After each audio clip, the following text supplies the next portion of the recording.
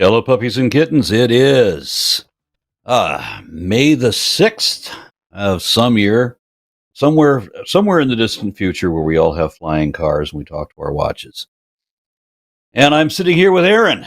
And how are you doing, Aron? I'm doing just fine. I hope you're having a good day in Texas as well. Are you in Texas as well?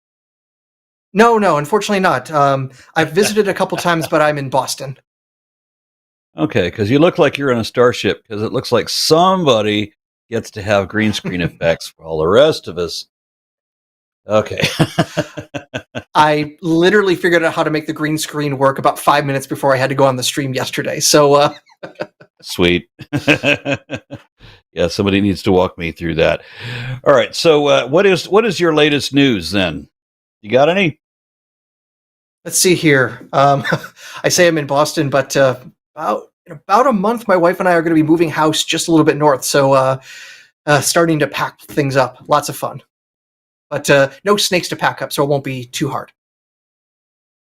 Okay. Well, moving is always a pain. All right, so I'm going to check call in studio. We don't have. Well, we just got one. No, that's terminated. Ooh. Never mind. Somebody apparently hung up on themselves. I'm guessing. All right, I just have just been trying to catch up with so many things. Like I said, when I finally get something recorded, it takes me when I do these phylogeny videos, which I was working on today. It takes so long to get them put together, what with all of the distractions of life and all of that on top of it. When I finally get something recorded and I can just start editing, I'm like, I'm suddenly in a happy place. You know, I can just, when I do that, time just flies away. I think it's 1 o'clock in the afternoon and suddenly it's like 6 p.m. Well, crap. And here I am off in my own little world the last few hours. I'm much the same. I've got a window open with at least 24 tabs of books and websites for something else I'm writing up. And so, yeah, I also will get lost. And it's like, oh, crud, I was going to go outside and go for a run, but now the sun's gone. Whoops. But now the sun's gone. Why is it always dark? When you work from home and it's a computer-based job, and it's funny how you do the old saying that you work harder for yourself than you work for anybody else, and it's paradoxically true that you'll never work a day in your life. So I pretty much get up and get down to this keyboard and go until I can't stay awake anymore, unless I'm otherwise distracted by mundanity. I have to go run errands or regular house duties and stuff like that, which can get in my way. But anyway, Let me see. So pick a topic. We will discuss that because I don't see a call up there. Let me see. Where do we have the number posted? Okay. I've got, but everybody sees that, right? Okay, good. All right. So pick a topic. Let's ramble about it. All right. You've been in this game of counter-creationism for a while. What's the newest argument you've come across? The newest argument is, well, science can't explain everything, so whatever it doesn't explain is therefore evidence of God. Not kidding. I got that yesterday. Somebody posted, evolutionists want evidence. Here's evidence. Science can't explain a universal physics, physical theory, right? There's not like an M theory of everything, therefore God. Seriously. That is the most beautiful summation of I don't know, therefore magic I've ever seen. Except that they don't know what that's what that summarizes to. Literally. I'm just thinking that like since Behe's irreducible complexity, I don't know if there's even been a new argument, which itself, of course, is kind of a rehash of Paley's argument anyways, but nonetheless, it at least was new vocabulary. And Paley's is the same argument as I just brought up. Somebody, a day or two, maybe it was yesterday, where somebody brings up, well, if you're an evolutionist, they were talking about near-death experiences, and they were saying that, well, if you're an evolutionist, then you reject near-death experiences because believing in evolution means that there's no afterlife and Darwin said so. Like, when the fuck did Darwin ever say that? I have to point out to this guy, this is the very first foundational falsehood of creationism, right? The very first one.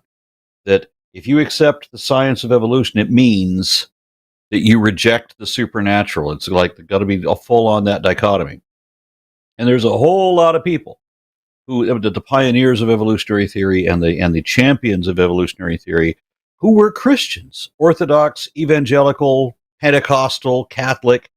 I can name PhD scientists in the field who hold these beliefs, who still believe in the Bible, just not in a literalist sort of interpretation, because you can't. The Bible just literally falls apart if you have to do a literal interpretation and you're aware of the fact. You have to choose.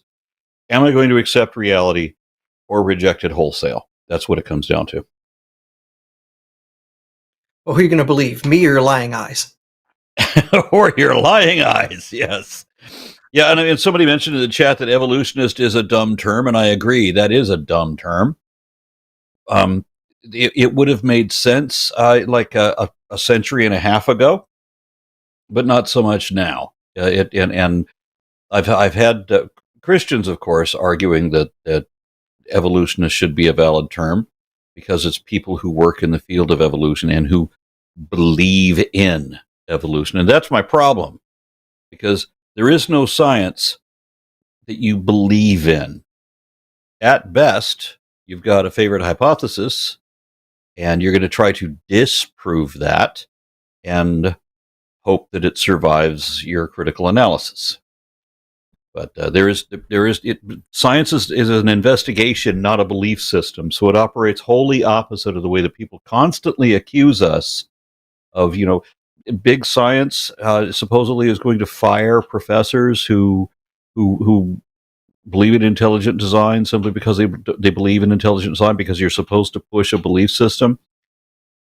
Every projection, every accusation is a confession, because remember, answers in Genesis you actually do. You have to sign a waiver, give an attestation, an oath that you will support the biblical interpretation no matter the fuck what. No matter what the evidence says, you're going to have a biblical interpretation of it anyway. And so they are guilty of the thing that they are accusing us of.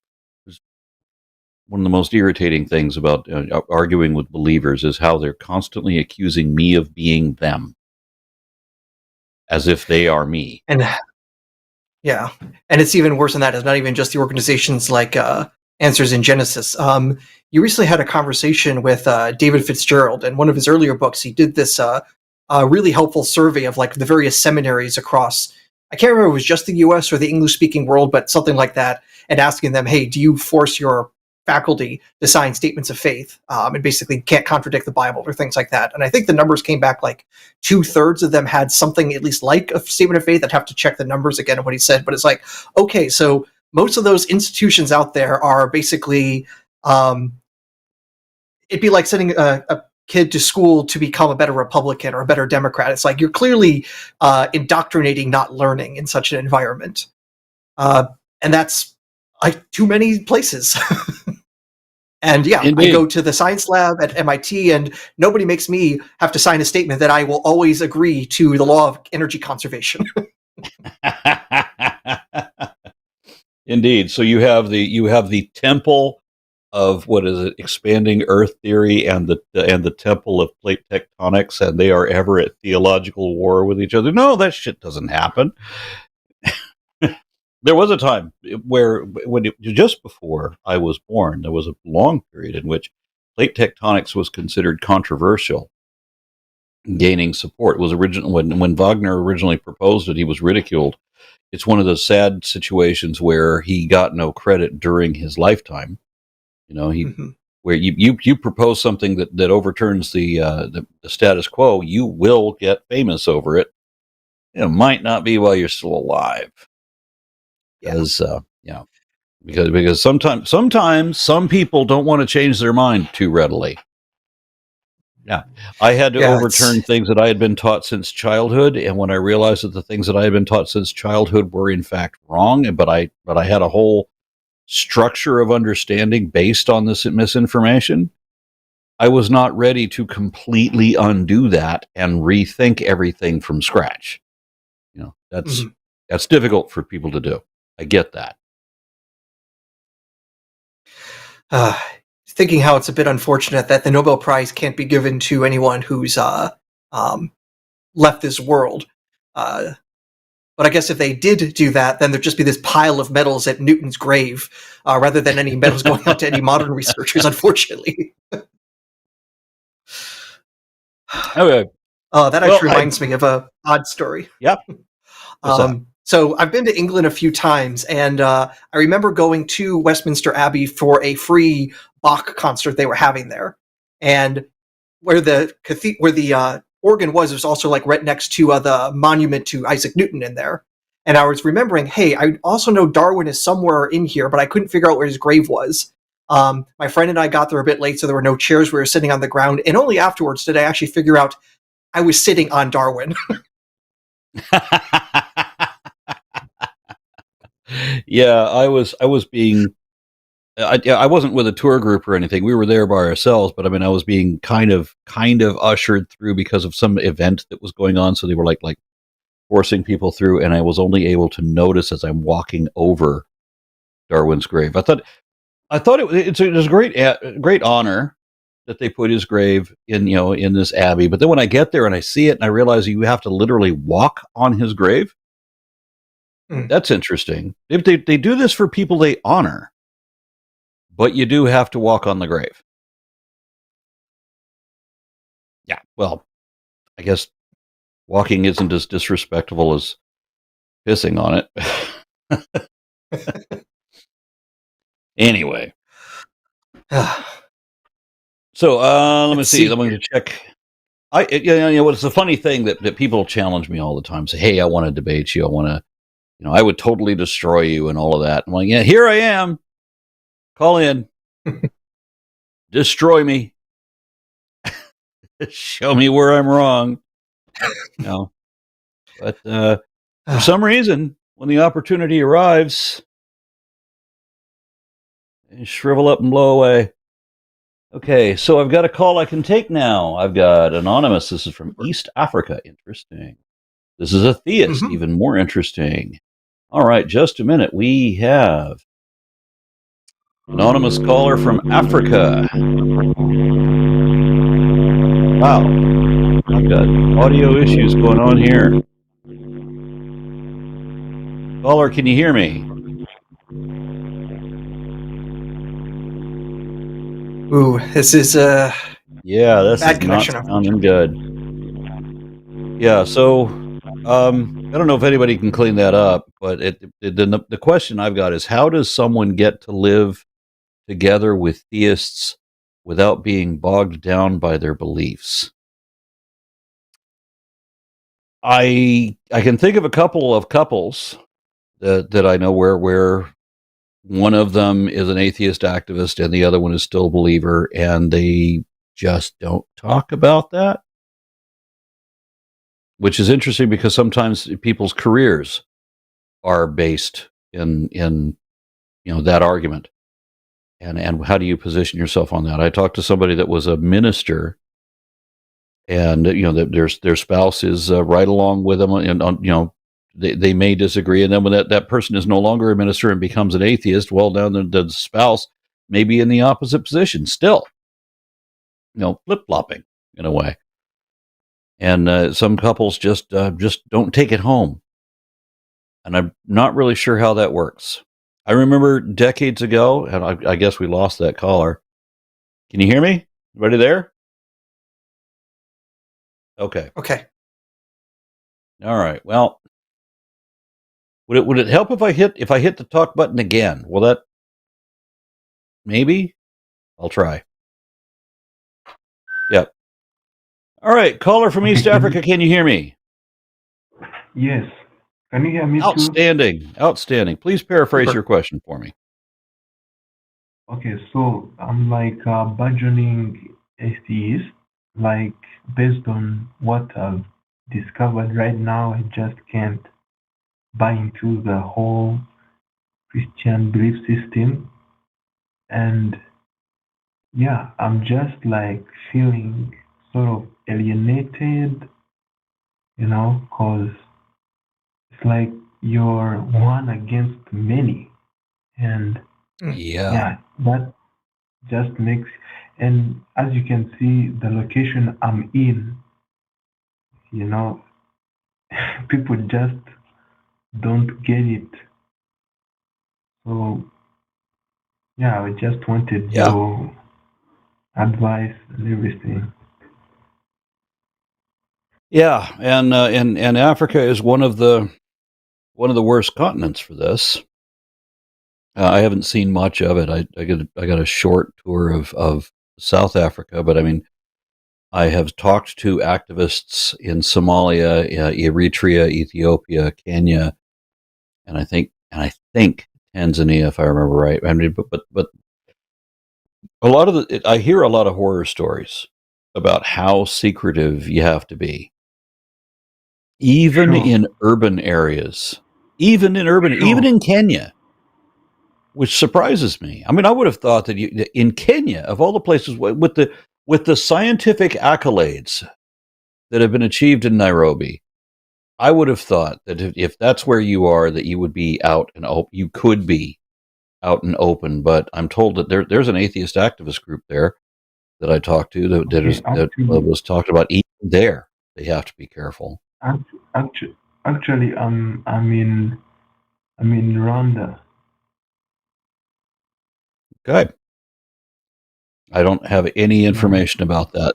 So, but what I have heard from other areas is that it can be quite dangerous if sure. once they find out that you're an unbeliever. It's a very sad thing historically that religion has trained people to kill the Actually, unbeliever on the actually, word of two or three witnesses. okay.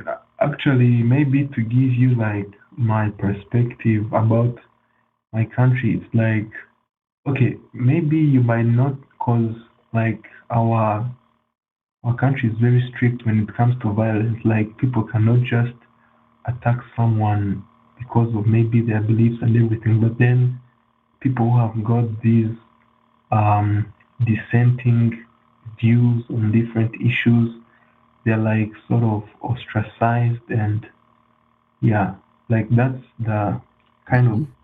maybe psychological pain that you can have due to your views.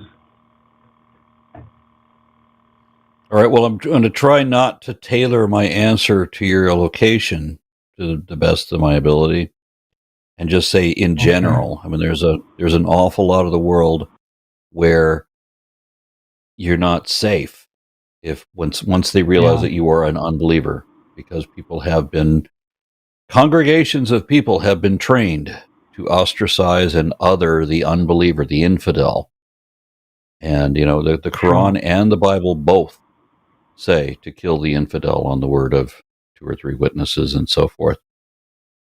So I don't understand why it is so reactionary. If you hold a different opinion on a particular thing, whatever the hell the thing is, it would seem to me that what should matter is explain to me why you have a different opinion. I shouldn't want to kill you just because you have a different opinion. It should matter why your opinion is different, because hey, maybe it warrants my opinion being different. You know, but I see that religious people or religious congregations, certainly religious collective societies, don't see it that way. Aaron? I will definitely not speak to what is like the best that you can do in your political or your social context, but the best I can think of is this. I have religious family members, but the wonderful thing is I care about them, they care about me, so that we have different political or religious beliefs just doesn't even come up. The best I can do is say, I care about you, your beliefs. aren't a reason for me to treat you differently. And the best I can suggest is being the good atheist, because it at least causes a cognitive dissonance if they associate atheism with immorality and devil worship and puppy slaughter and things like that. If you're just the nice guy down the road, it's kind of hard to square that with all the other tyrannical thoughts that people have about what atheists are supposed to be. So there's little I can suggest other than saying, be a good person and be the good friend, the good neighbor, the good family member, because those are the people that you care about, and they should care about you. I worked with a guy I worked with a guy for a couple of years who said that he was atheist and his wife was Christian, and somehow they just get along and everything's fine. And I was very curious as to how that works. Eventually, we start getting a little closer. I start talking to him a little bit. He starts to open up with me, and he finally says that actually he's an atheist. His family is Muslim. He comes from a Muslim country. He has to identify as Muslim, but he doesn't actually believe any of it. And I began to conclude that his wife probably doesn't believe in any of it either. No, actually speaking, like on what Aaron just said, like I've been reading much philosophy, watching videos about it, and like, cause I've been caught. Schopenhauer has caught my attention, like with his pessimistic view of the world and everything, and the fact that he was like the first philosopher to reject the whole Christian belief system and everything. And despite his pessimism, one thing he advocates for is compassion, like, yeah, as in realizing that, as in accepting people, as they are and everything. I think you know about him, like his idea of the wheel, something like that. I'm not sure I followed. Did you say Schopenhauer was the first Schopenhauer? philosopher? He was yeah. Yep. I'm just thinking there are people in the BCs who rejected the notion of God. So I wouldn't say that Schopenhauer was the first. Maybe, even of the famous philosophers. I mean, Epicurus, wasn't he like 2500 BCE? And I thought he had the first probably anti-theist argument, but he had the shut down anti-theist argument that has never been addressed adequately ever. Yeah, so Schopenhauer did encourage compassion, Mm-hmm. Yeah. I have to admit, I've read virtually no Schopenhauer, but I have read the most interesting responses to Schopenhauer from Friedrich Nietzsche. One of the books that Nietzsche wrote in response to Schopenhauer and his pessimism was a book that, at least in English, is titled The Gay Science, or The Happy Science. Gay obviously meaning something a little bit different in his day. Nietzsche's philosophy, of course, is basically in some ways like personal excellence. And one of the statements that we say a lot in English that we forget comes from him is, "What doesn't kill you makes you stronger." That's from Nietzsche. I wrote an article against that where I said, what doesn't kill you just might leave you disabled, disfigured, dismembered. And that was true for Nietzsche as well, because first time he went to a brothel, he got syphilis.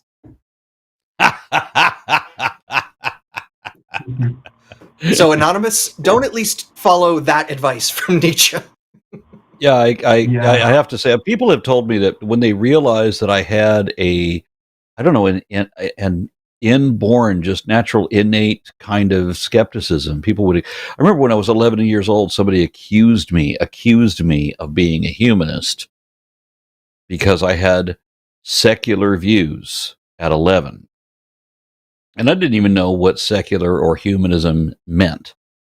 I just, I knew, I believed in God because people told me there's a God. Okay, you say there's a God, I believe there's a God. Whatever.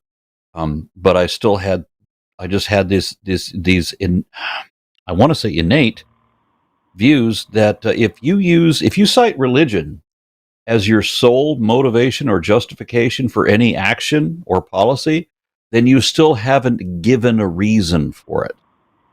So there has to be a secular reason given for the thing, not just, because, your religion says X. And people would criticize me for that. People would criticize me for wanting to know the reason why I should believe something rather than just because I said so. Because I said so was never a good enough argument. And if because I said so isn't a good enough argument from you, then you are probably innately going to end up being secular and probably atheist. Actually, what you're just saying is that it's also the same with me. You see, I'm also that kind of guy. Can you still hear me? Yes. I didn't hear that. Say it again. I can also say that I come from your point, like your background. I can say that I've been quite a skeptic guy, like from a young age, because I've always tried to. Can you hear me? Yes, I can hear you. I mean, Yeah, you're a little low, but I turned up my volume so I can hear you. Yeah, I've been skeptical from a young age. So, yeah, I always want to know, telling me something superficially, it's this and this, it doesn't help. So I always want to know what's beyond it, what are the philosophical foundations for it, all those kinds of things. And religion is something that just sort of shields you and shows you that maybe that's not the way to go about thinking. So that was somehow torture to me. Yeah, so that's why I can say I'm at this position because of my innate questioning and skepticism, which is something I cannot easily dispense off with. Yeah. Yeah, I hear you. I mean, I was a believer because I was told there was a God. I wasn't a believer because I was desperate to make believe. I believed what I was told, and I thought that there was some truth to it because I'm trusting in the people who told me that. But what I began to perceive as I got older was that belief was supposed to be an act of will, of convincing yourself to make believe things that are not evidently true, despite evidence to the contrary. And I had a real problem with that. Yeah, actually, that's gaslighting, gaslighting yourself. Yeah, to a degree, it is. Yes, but when you're talking, going back to your original question, how does someone live together with theists? I try not to judge people according to dichotomies, which is one of the things that leads to theism. Is when you have a mindset where everything is either in this box or it's in this other box, and they're both extremes to each other, and there's no gray scale, there's no spectrum of color. It's that you're either this or you're that, right? You're either good or evil. You're either with me or against me, something like that. I try not to look at anything that way when there are other opportunities for nuance there, and I also try to remember that I believed at one point, regardless if I didn't believe in the same way that some believers do. I mean, I believed because I was told to. I didn't believe because I was pretending. And some people, not all of them, but some people believe because they're pretending. Some people have admitted to me that they don't actually believe what I the way that I would describe belief. This is not something that they genuinely think is true. This is just something that they say they believe is true because they have to make believe it somehow. But I admit and I acknowledge that I once sincerely believed what are really crazy things now. because I didn't have the same kind of religious belief that other people did. I mean, like when you belong to a church and when you believe whatever the preacher tells you, I had different things. I didn't have a preacher. I had some very different beliefs that were against that, and that were virtually indefensible because of it. And I just try to remember that I once believed some really crazy shit because I was misinformed.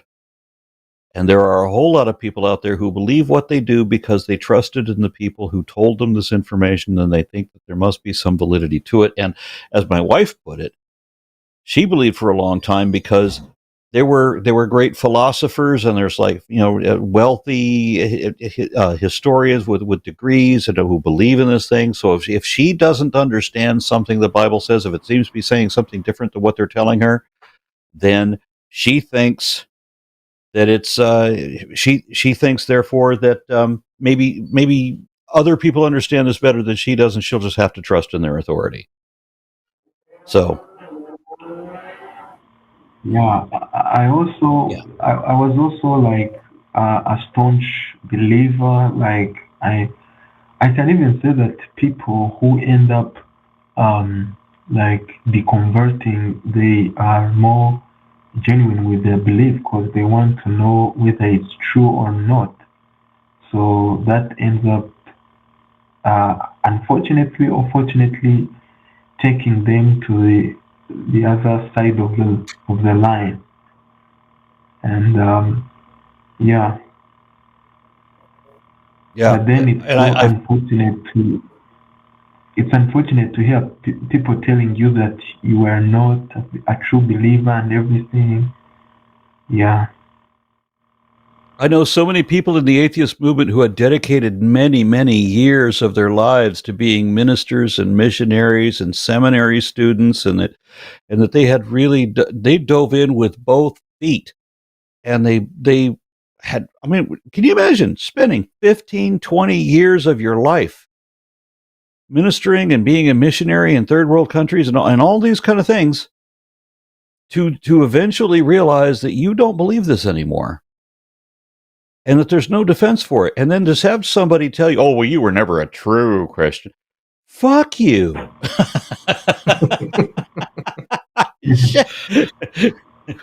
You might be able to say that about me. You might be able to say that about me, but I know. I mean, like there's so many other people. When you spent 15 years in Venezuela as a missionary, or wherever you went, or if you went to seminary for years and years, and eventually, as I know a bunch of people that went to seminary as full-on ardent believers, and then they realize that the more they learn, the more they realize that, oh, there's no truth to this at all, is there? And you can't tell them that they didn't believe. And I know that what I believed, what didn't have any defense at all, had no defense at all. I mean, but I believed it sincerely. I really thought this was true until I explored it and started realizing that I can't show truth to any of it. Yeah, that's just something that you realize that, yeah, like, okay, I've read that like kind of most of our beliefs tend to be unfounded, but when it comes to religion, it's the most unfounded belief system that I've ever come across, because everything is just, it's founded on some thin air, like, yeah. Yeah, and I can't spend the entire show on this call, but I don't want to leave you in the lurch either. Do you have any kind of community in social media that you could reach out to? Is there? I don't know. We just did a massive fundraiser for recovering from religion, and I don't know if they might be able to have you called recovering from religion. Are you aware of them? Yeah, I'm aware of them, but then Okay. I don't know if is it like free? Can anyone? So far as I know, yes. I don't believe there's ever been a charge for it. That's one of the reasons we had to do this this big fundraiser for it. So I can't speak to it because I don't work for them, but I don't think that there's a charge. I would encourage if not calling them. I know that on there's the different YouTube groups. There's different Facebook groups that you can connect with if you use that. There are atheist communities out there online that even because we're in a virtual world now where I'm having conversations. We don't have to pay long distance rates anymore. I'm talking to somebody in Africa right now, and you can connect to anybody else in the world. Sometimes even when they don't speak the same language, because of the power of the internet, there is community for you. You can find it. Sure. And I would start. In fact, would start with.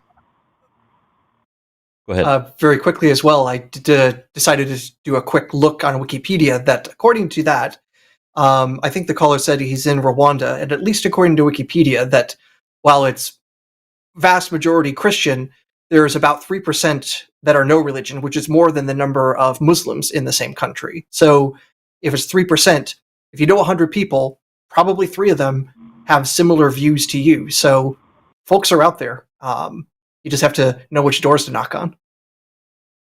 Yep. Sure. Okay, caller. Did we? Yes. No, I was just waiting for what you were saying. You go first. You are like, did you?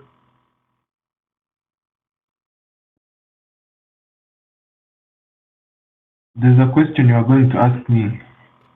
Well, no, I just wanted to make sure that you had some way of connecting with the community before we let you go, because I can feel, and I empathize with your situation. You feel alone in the real life, in the real world around you. So far as you can tell, you are alone.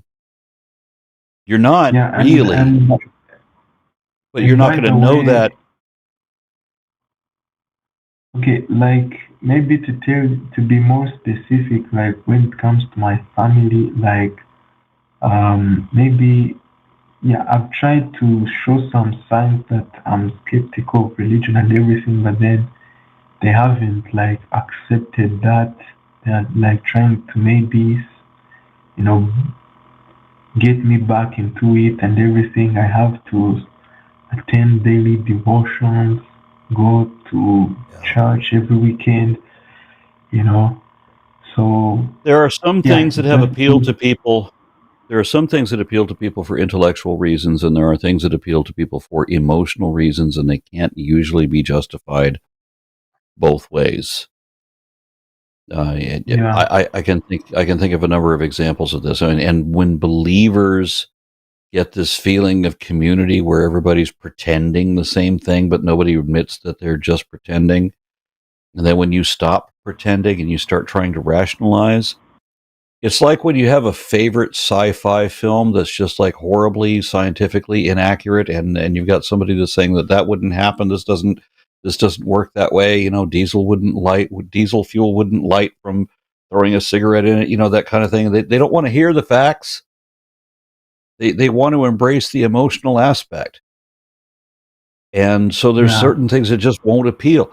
And so it's difficult to have somebody who's thinking rationally and somebody who's thinking emotionally, and they want to have this community pretend feeling that they don't even understand what it is, but they're not going to inquire like you do. If you want to improve your understanding, you're going to inquire, and you're going to question what you assume, and you're going to wonder, is it really correct? And you're going to test whether it's correct, because suddenly it matters. Where with believers, that doesn't matter. Often at all. Yeah, like when you're presenting them the different facts that you have come across, and even beseeching them to look into the different sources, they just can't. Like, it's all settled. Well, I don't know about can't. I would say won't. Yeah, actually, like for me, one perspective that I have right now is that truth isn't really something that is definite and final. Like we have to always, you know, seek and but then you know how the whole belief system works. It's like everything is final and definite. You can't go against it. You can't question it. So yeah. So Oh, currently, yeah, anytime you're told that you it's not. can't question something, it just automatically Yeah, causes me to question it. of course. Why not? Yeah. Yeah. So currently, yeah, it's kind of tough. And by the way, I do agree that there are many others who are like me, but then because of how the society is, how it's tight knit, like most of them cannot just admit and be open. So, but then, Yeah, yeah, there are some who can be that open. yeah. And so I want to make sure that you know how to reach out to skeptical organizations, to RFR and other organizations and other online groups, so that you have a community resource before I get off the phone. You know how to reach such people. Yes. Yeah, I know the website for recovering from religion. Do you have their phone So number? no, I don't have it. Okay. Well, I'm going to ask you to Google that, because I don't have the number off the top of my head. I would have to Google for you. But All right. yeah, and monitor the chat, because I know that there's a whole lot of people that are trying to answer every question you've got, like in the chat right now. Sure. Sure. All right. Best of luck to you, sir. Yeah, thank you. Actually, I'm still a youth. Like I'm 23. I was just baptized some 7 years ago. So I'm still young.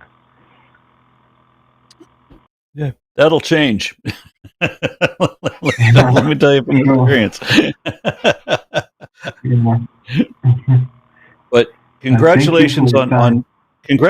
on emerging a lot earlier than I did. Yeah, sometimes I also look back and I say that, yeah, I'm kind of fortunate to see that I've gotten out before, you know. Yeah. All right, Anonymous. Yeah. Thank you so much. Welcome. Okay. That was a frustrating thing for me, because when people are, when I could feel the loneliness there. Yeah.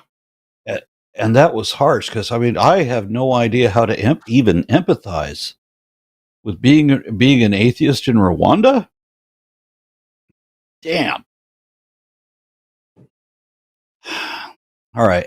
He put down that he was a theist, and I was interested in an argument, so I was completely kind of sidelined when I realized, okay, well, he's saying right at the beginning of the call that he's not, that he's becoming atheist. And it's funny how atheism is one of those things where you think you might be becoming atheist. No, you're already there.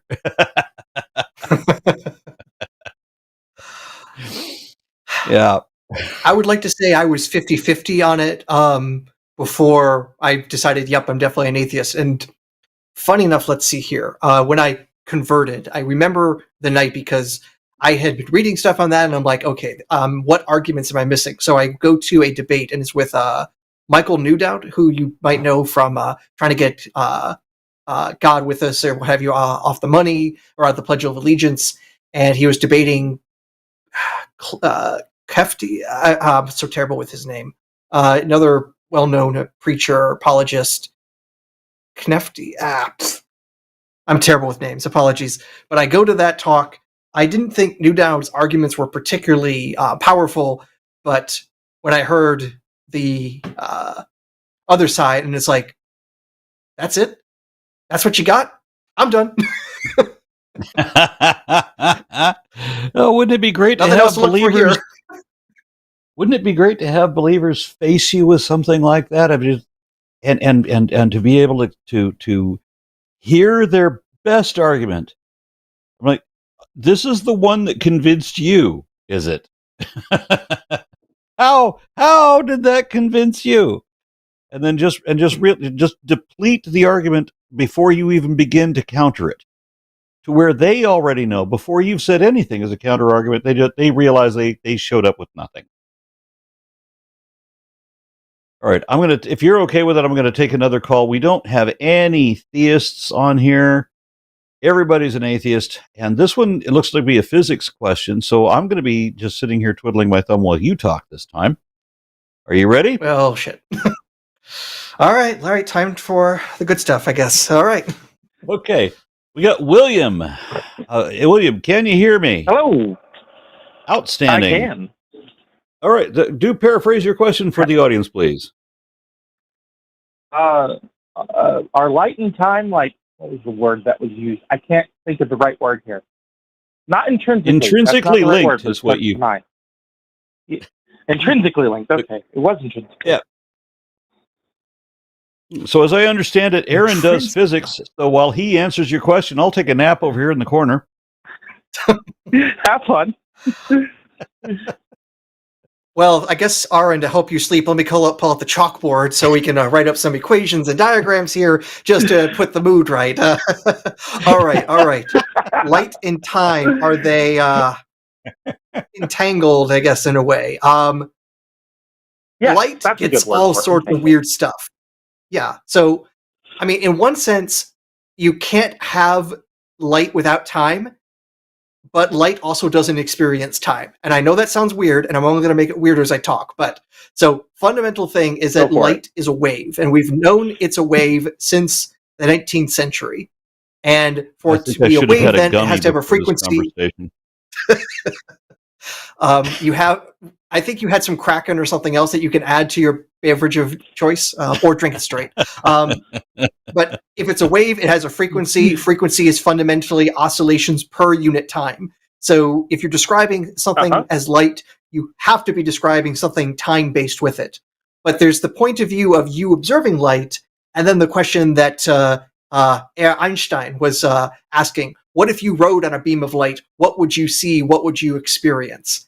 And if you take the equations of special relativity and crank up the speed until you reach the speed of light, you get all sorts of weird things. That when light leaves the sun and comes to the earth, for us, we measure that taking approximately 8.5 minutes. If you were a beam of light, if you were a photon, you would record no time passage at all. You would instantly go from the surface of the earth to the eyeball that you ran into.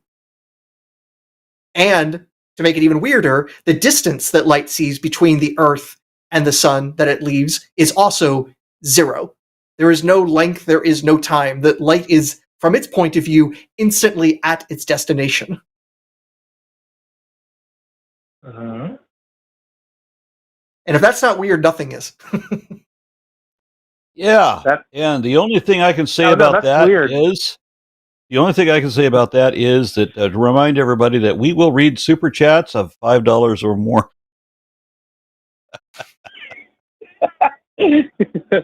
Fair enough, Arden. Segue. Arden. Yeah, I can't word. That's all right. So I'm somewhere phylogenetically between Arden and Aron. Nobody can say my name right. No, that was one of the wrong ways. That was just a catch on my tongue, essentially. Okay. Not intentional. Yeah, but my name is not pronounced like Aron. My name is pronounced like Arden, just without the D. Now it's stuck in my head. To make it even more confusing, technically my name is also spelled wrong, because if you go back to the Hebrew, it should be more pronounced like Aharon, because there's a het in there. But that gets lost when it was then translated into Greek, and so you go to the Greek. Are you sure you're not Aaron? You done messed Hey, up, Bill. Ron. You done messed up.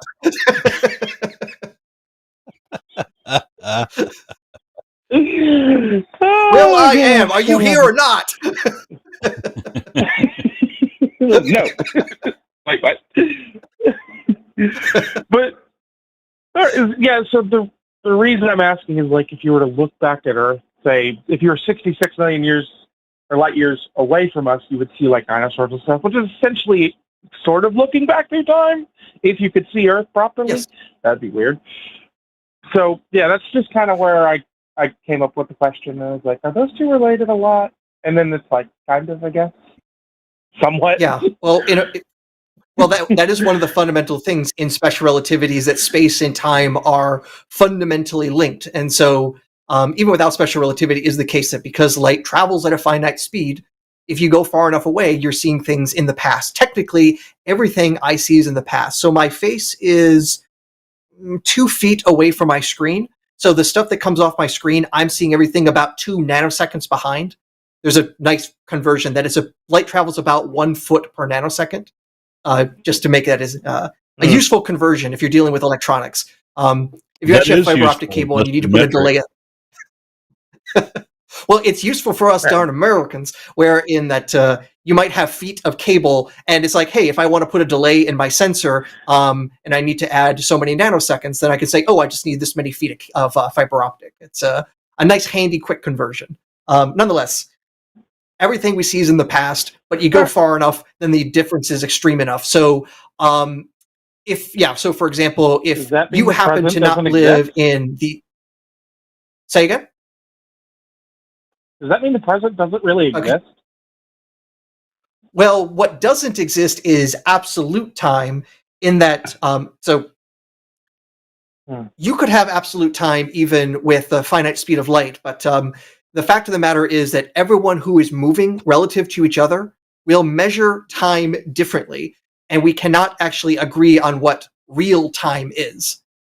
So there's that bit of confusion, and that's just with special relativity. Throw general relativity there, and then gravity also messes things up. And so, there is no universal time that two observers can deal with. The best they can do is just say, we're going to agree on something, and then have to do conversions after the fact. But also, if you dare accelerate, now you've really completely lost it. So don't you ever dare change speed, or we'll have to change our clocks even more so. Fair enough. So, another question, sort of all related back to this. I don't know if y'all want to answer it. Is there a way for Earth to have, like, a set time that everyone could, like, have around the globe without, like, time zones or anything? I don't know why this came up the other day, where, like, me and my friend were discussing, like, if we ever colonize, say, Mars or Venus, which is crazy, would it be possible, like, could you coordinate, like, time based on, like, the solar system itself instead of, like, just our planet? Because time then because imagine trying to make a call between planets. It sounds like you're asking the question that I asked when I was, I think, 8 or 10 years old, when I was watching Star Trek, and I'm thinking star date. When the captain, when somebody on a starship gives a star date, what does that mean to people on Earth? Because at the rate that they're traveling, and that the distance they are from the Earth, that's the whatever date they are is different than what we are. And so if you want to say that it's 11 a.m. and you grew up with it, 11 a.m. being a certain time of the day in your part of the world, and you go to a different part of the world, and we're still using the same time, but now 11 a.m. means the equivalent of 1 a.m., right? Yeah. That's going to be a difficult thing to understand. So I understand. I realize why we have the time set up for, different time zones. I don't understand daylight savings times. That's stupid. I don't think anyone does. Very quickly, time zone or daylight savings time. It is a bunch of hogwash. It should be very, very, very gotten rid of, and it should have been gotten rid of yesterday. Nonetheless, universal time. So already, technically, we have universal time. We used what we literally is called UTC, and like computers will use that for its operation, so we're all in agreement.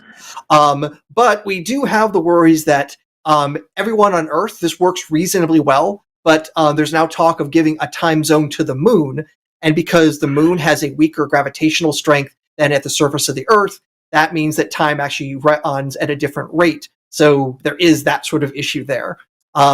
There will ultimately always be an arbitrariness, and all the more so if we decide to colonize Mars, because I think a Martian day is approximately 23 and a half hours of Earth hours. So if you are trying to sync up with Mars, you're slowly every day falling more and more out of sync with the Martians. Fair enough. Fair enough. And even more severe if you happen to be Jovian, because a Jovian day is 10 hours. But if this was all intelligently designed, then everything would be based on a 10-hour day, and everything would be in metric. Well, it would be in metrics. There would be the single numbers that make sense everywhere. The week wouldn't be 7 days. It wouldn't be 365-day year. We wouldn't have to make up a leap year. We wouldn't have to make up a few seconds for every year of that. Nothing lines up the way you would expect an intelligently designed universe to line up, and all of the planets having different rotations, annoyingly similar but slightly different. Like for the Martian day, 23 and a half hours. You couldn't fix that, God? Ooh. Then you don't even know the half of it. Mercury is tidally locked. If the universe was so its day and its year are the same length. Venus's rotation is even more messed up, that its day is longer than its year.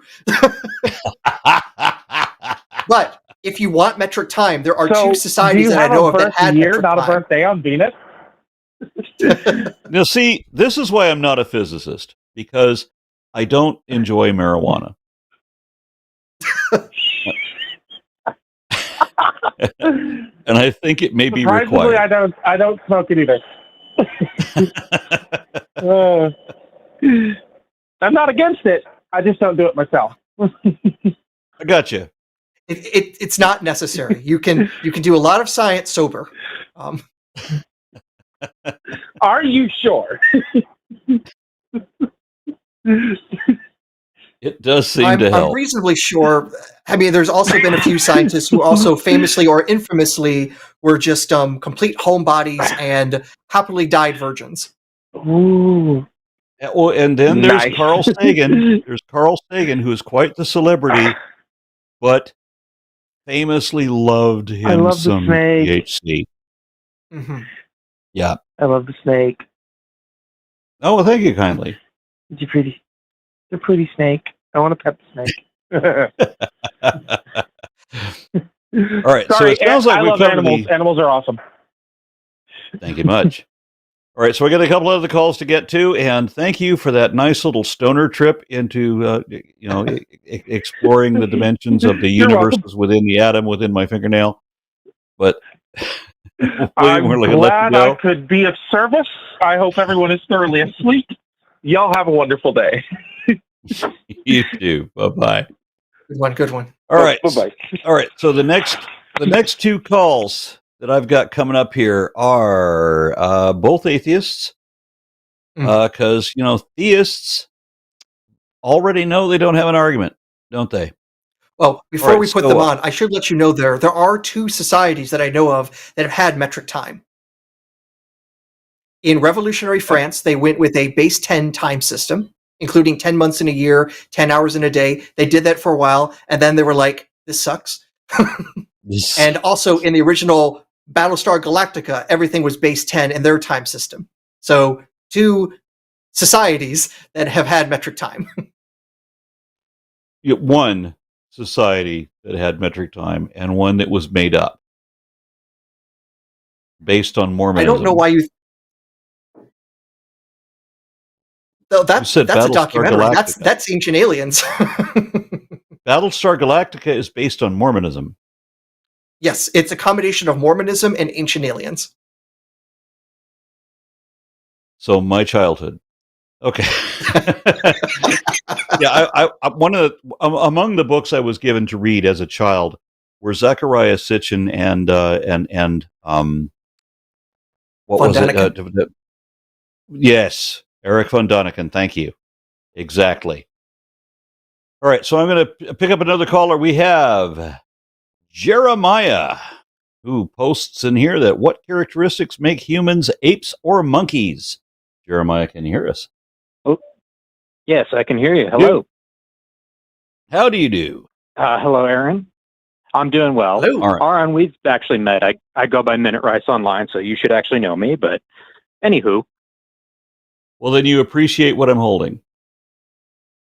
yeah, of course. You have a very beautiful snake there. Anyway, Thank you. just a little setup. Just to fill everybody else in, I met Minute Rice in person, and I brought my 7-foot, 15-pound boa imperator to a brewery somewhere where we met up, and Minute Rice fell in love with my snake so much that he went out and bought one identical to it. Yes, that I did.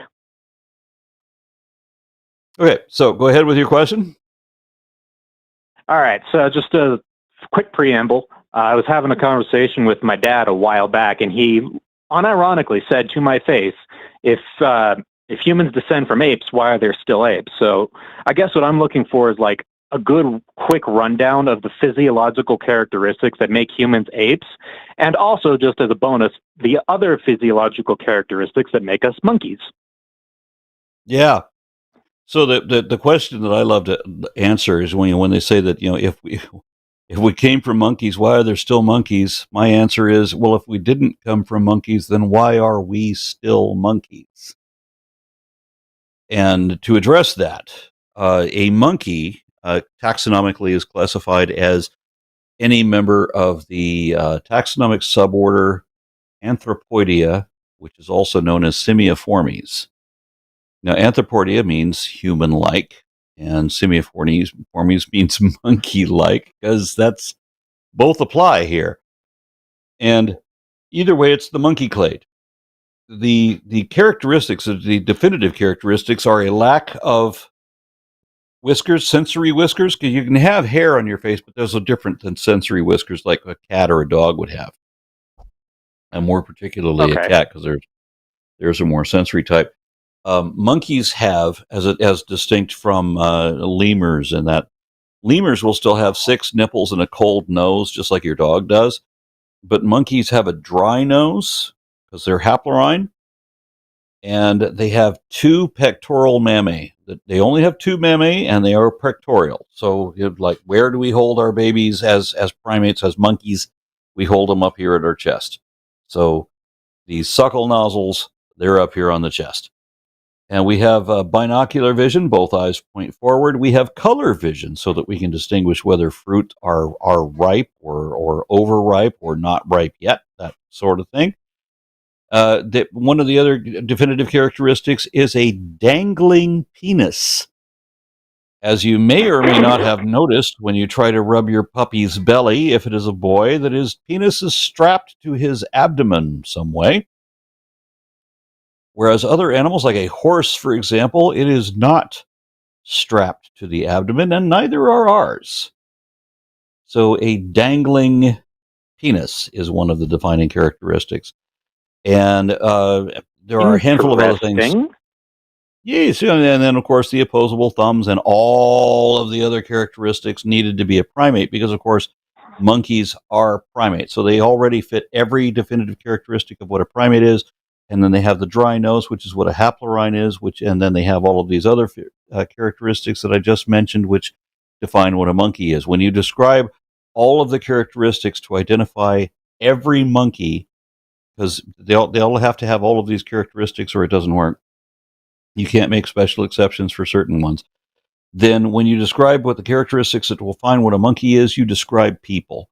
Then if you go into the subset of that, and you describe, if you try to distinguish the old world versus the new world, if you describe new world monkeys, you're right away talking about something else. But if you describe old world monkeys, again, you're talking about people, because now you're talking about a tail that is either diminished, not prehensile, or that is weak, short, or absent altogether.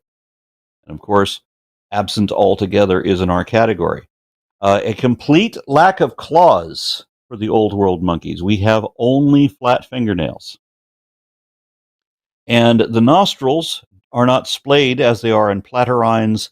They are pointed downward as in catarrhines.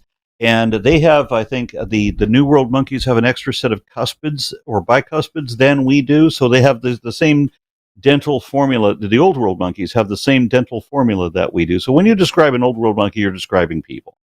When you go to a subset of, and not all Old World monkeys have callocytes. I have to throw that out for anybody who knows what that is. There are propliopithecines in the fossil record who did not have callocytes. There are proto-apes who had callocytes, so that's not a definitive characteristic. When you describe what the defining characteristics of what an ape is, that's any member of the taxonomic superfamily Hominoidea, you describe people. When you specify great apes exclusively, again, you describe people. They have the same number of hair follicles that we do. They have the exact same dentition that we do. Of course, they have the same ears that we and all other old world monkeys have.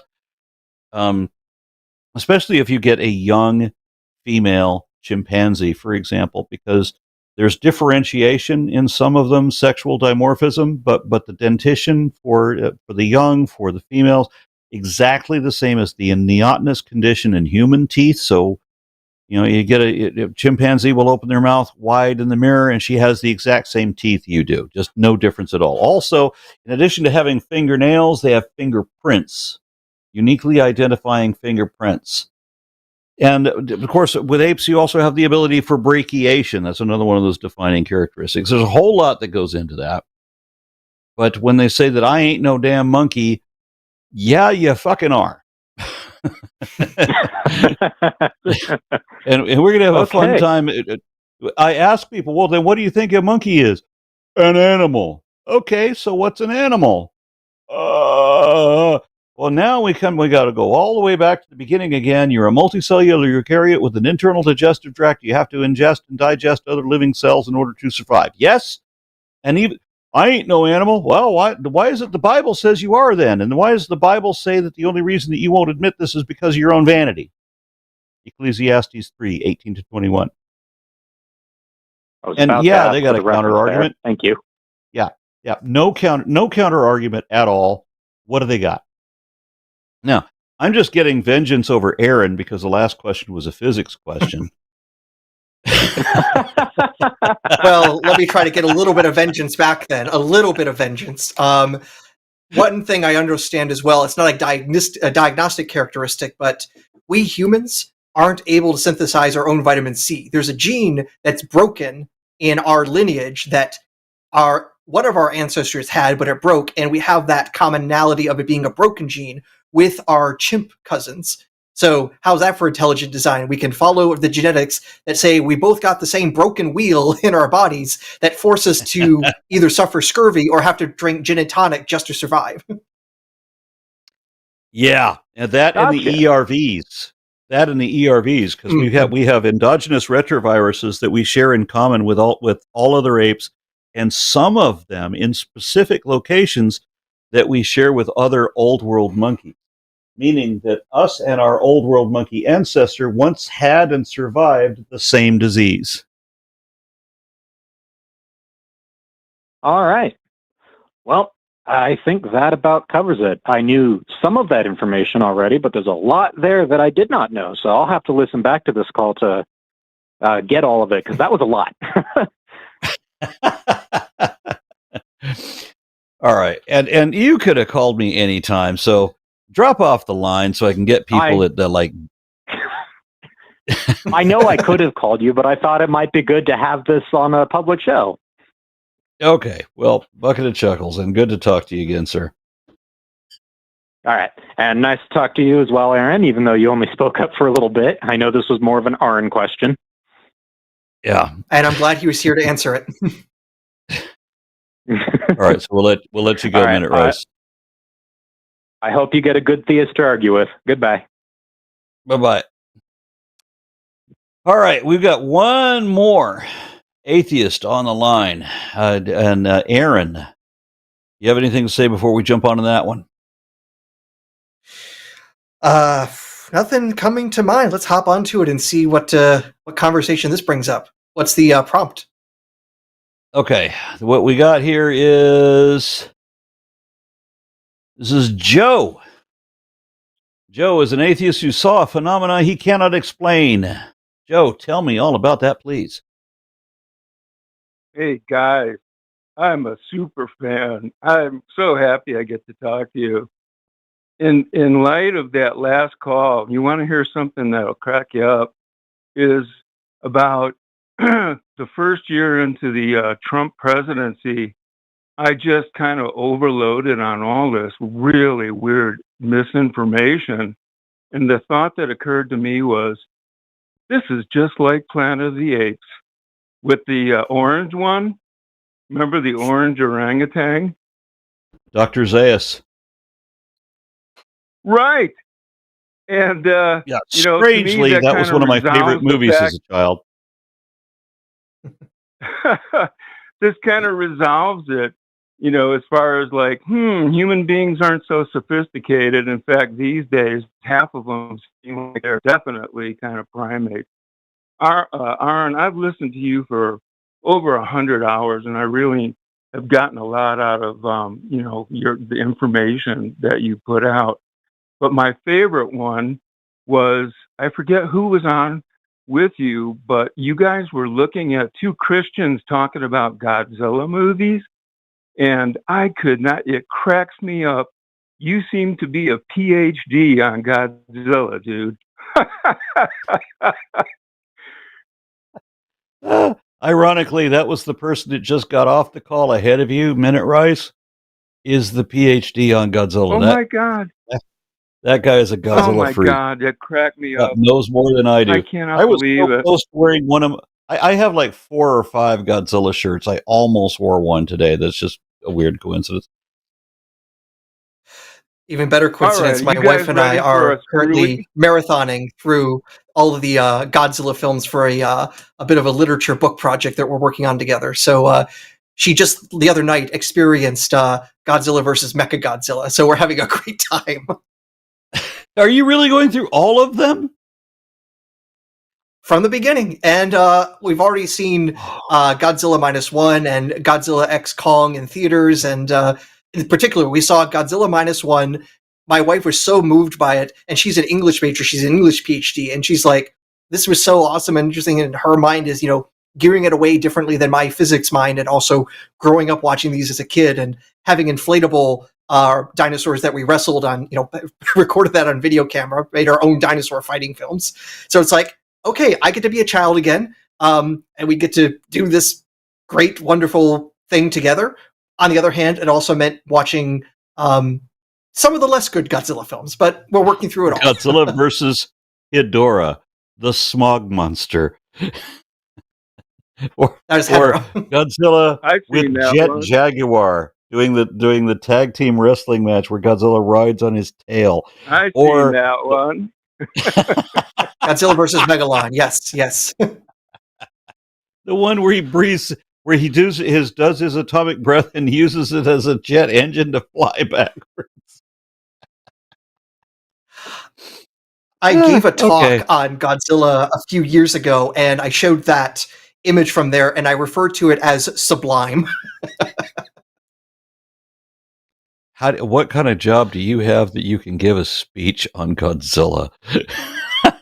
So I'm I work in the area chair for the Southwestern American and Popular Culture Association, or SWPACA. So it's literally talks about American and popular culture, and it's like, hell yeah, I'm going to talk about Godzilla. I just want to say, but before we get back onto the caller's topic, I mean that this year, this was the year that a Godzilla movie won an Oscar. It only took 70 years. That's amazing to me. Anyway, back to the caller. It's such a pleasure to watch the original one, Gojira. Mm-hmm. the black and white one. That was just so Yeah. incredible. The Because fact Risco's and I'm going to sounding- very that we have strongly. science.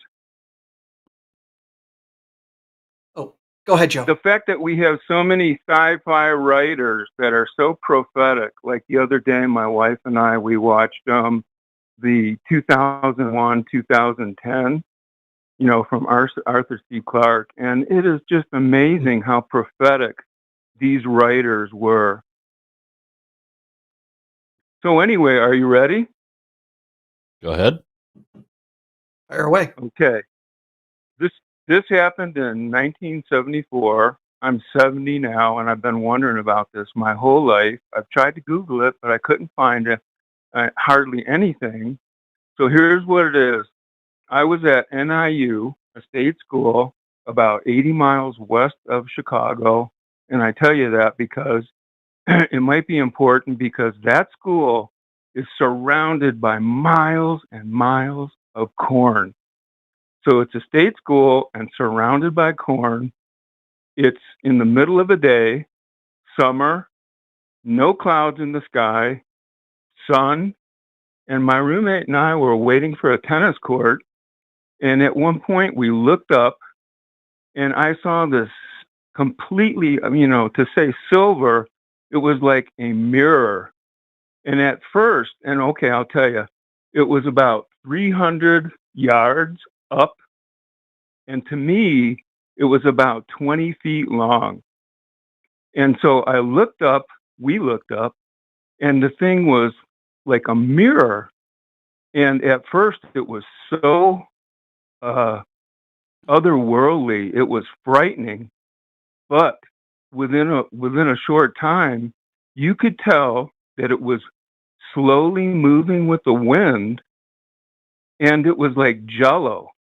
It actually kind of undulated, and at one point, a little, kind of stretched out the way you would think, like if something was semi-liquid and the wind was blowing, a little piece actually broke off, and then it reconnected again, and it just slowly went across.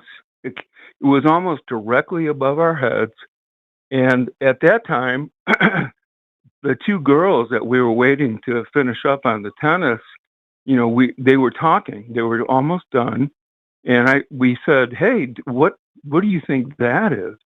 And they both looked up, and they just go, "Wow, what's that?" But then they just went right back to talking, and this thing just floated by. And I've looked, Okay. and to me, the only thing that I can see is what would be marsh gas or some kind of plasma state. I've been wondering about this my whole life. Yeah, that reminds me of 1978, and I was 15, and it's my third time trying marijuana, and the sky turned into peanut brittle, and everything was very, very slow. It was very, very fast like that, and sometimes it was two-dimensional, and sometimes things look like you're standing at the bottom of a drive-in movie theater. You're like right up against the screen, and everything's parabolic like that. And I couldn't fold my arms because it would be electrical bolts that would shoot back and forth. So I had to lie down on the ground, spread eagle. And I remember looking up at the trees, and there was a baby with a diaper, but on a tree branch, balanced somehow on one of his ribs. And then he pulled his head back, and he's got the head of Charles Manson. And the whole time that this is going on, I'm hearing Lucy in the Sky with Diamonds, Lucy in the Sky with Diamonds, Lucy in the Sky with Diamonds, Lucy in the Sky with Diamonds, Right. until the sky turned into peanut brittle because somebody had put PCP in the marijuana. Hey, you want to hear something wild? When I first went to that school, I saw a flyer that said Mother Sunshine Acid Rescue. So I wound up volunteering. We would man the phones in case, we needed to go out there and talk to somebody. And I'll tell you, Aaron, most of the calls were 100% PCP related. Yeah. That's the nasty Like I said, one. I I've done suspect PCP, and it's a nasty. I suspect angel dust, but there's no way I can really know. Yeah. Anyway, thank you for that. So, I think we might have gone Aron, off what do you topic. think? Aron, tell me if what I may that try to was. hazard, I'm going to hazard a guess, but I mean, obviously, it's going to be really hard to know for sure without details that are almost impossible to get this far after the event. But the fact you're describing something kind of wobbly, silvery, kind of moving with the wind, that sounds balloon-like Yeah. or weather balloon-like to me. And the fact you're close to Chicago, University of Chicago, this literally could have been just some high-altitude balloon Well, moving with the wind, and this maybe with some was at a- streamers on it. This was at a university. This was at Northern Illinois University. And the part Yeah, that so- kind of that keeps me from thinking it was a balloon was the part where it separated. I would say like maybe a 4-foot little piece kind of shoot itself off in the breeze, and then it went. So I mean, as far as I can tell, that's the only thing I can think is that it was some kind of balloon. I so wish that I had. I should also note very No, go just right very ahead. quickly as well, when you were giving the distances and sizes, the one thing that is actually a problem with unidentified objects like that, if you don't know how big it is, you really don't know how far away it is. And if you don't know Right. how far away it is, you don't really know how big Right. it is. So both numbers are actually Right. unknowns, and it's trying to solve Yeah. an algebra equation with two unknowns, one equation. You can't actually solve it. So we can't really be all that certain about how big or how far away it was. We have to put much bigger question marks, unfortunately, on that observation. What about? I mean, you hear about plasma gas or marsh gas. Is that Is there anything that could it be like that? Mars gas, plasma I think it says gas. marsh. No, marsh Marsh gas. methane. Okay, so plasma gas is a nonsense word. When they're using plasma in that context, they're talking about a fourth state of matter, which is when something is, you know Exactly. that the coldest is something to be is a solid, so that's ice. And then if you heat it up, then it becomes liquid, right, like water. And then you heat that up, you Right, heat up the right. water, and it becomes like steam. Now you've got a gas, but now you heat up the gas to millions of degrees, and now it's glowing, Right. and now Right. it's I plasma. saw that when I was trying to check this out. Yeah. So Probably the not simple solution plasma would be because right.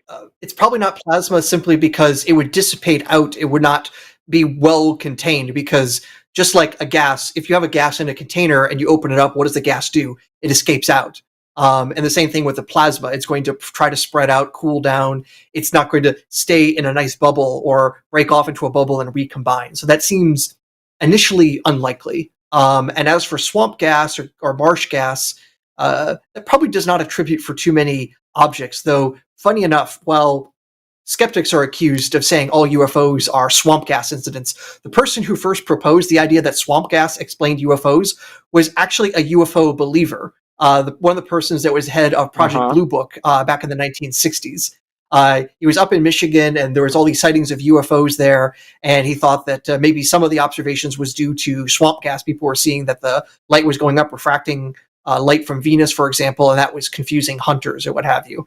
So just that little historical anecdote out there, and that it probably doesn't explain what you saw specifically, or at least unlikely. Yeah, it is at this point that Aron is going to pull out the neuralizer. So I'm going Right. to drop out of the conversation before I have my memory erased. I see most of these things on after the fact, not live. And I was so tickled today because I've come close to actually emailing Aron, but I appreciate you answering the call, and it is such a kick to talk to you guys. I've listened.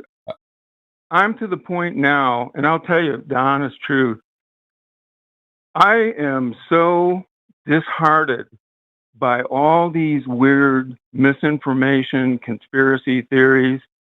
It actually, it took me a while to figure out why I had this like irritable feeling, like when you listen to the news or you read the paper and you have all these crazy people saying all these crazy things.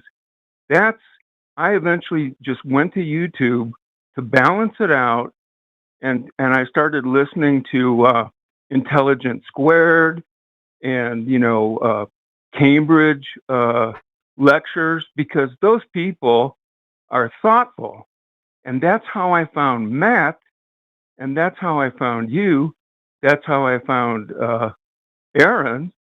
And I'll tell you something, it's been the coolest surprise to go from one atheist experience or the line, one host to the next, how these people are just so awesome in their down to earth logic, in their fantastic education. Well, I mean, it I wanna balances out thank all you. the other crap. I want to thank you for that, but I have acquired, for whatever reason, a level of humility that I am uncomfortable with taking compliments. So,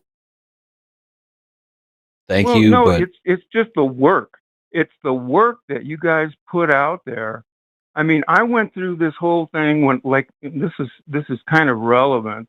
At that time, I was dumb enough to let these guys from Campus Crusade, from Christ, into my dorm room, and they gave me Josh McDowell's book, and they gave me Miller, one of these creationist guys, and I was naive, and I started to read it, and they would give me more books and more creationism and more C.S. Lewis apologetics, and I should have never let them in my room. It took me a couple of years to weasel my way out of it.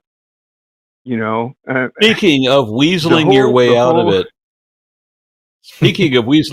out of it, for all you guys that have the believers in your friends list or in your family who have had shit to say about myself or people who hold my position, I'm on the line right now. Y'all can call me right now. Tell your rude ass uncle to go ahead and call me right now. Oh yeah, you can destroy me. Right.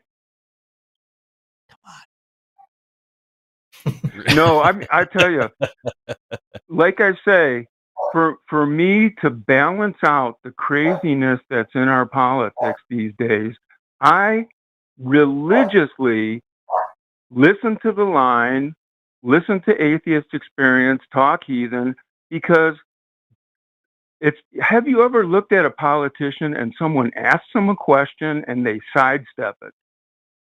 Right? Have I ever seen that? Have I ever seen anything other than that? Have I ever seen somebody ask a politician a yes or no question and get a yes or a no as an answer? When I ask a question, I want yes, no, or a number. I can't believe how cool Matt is.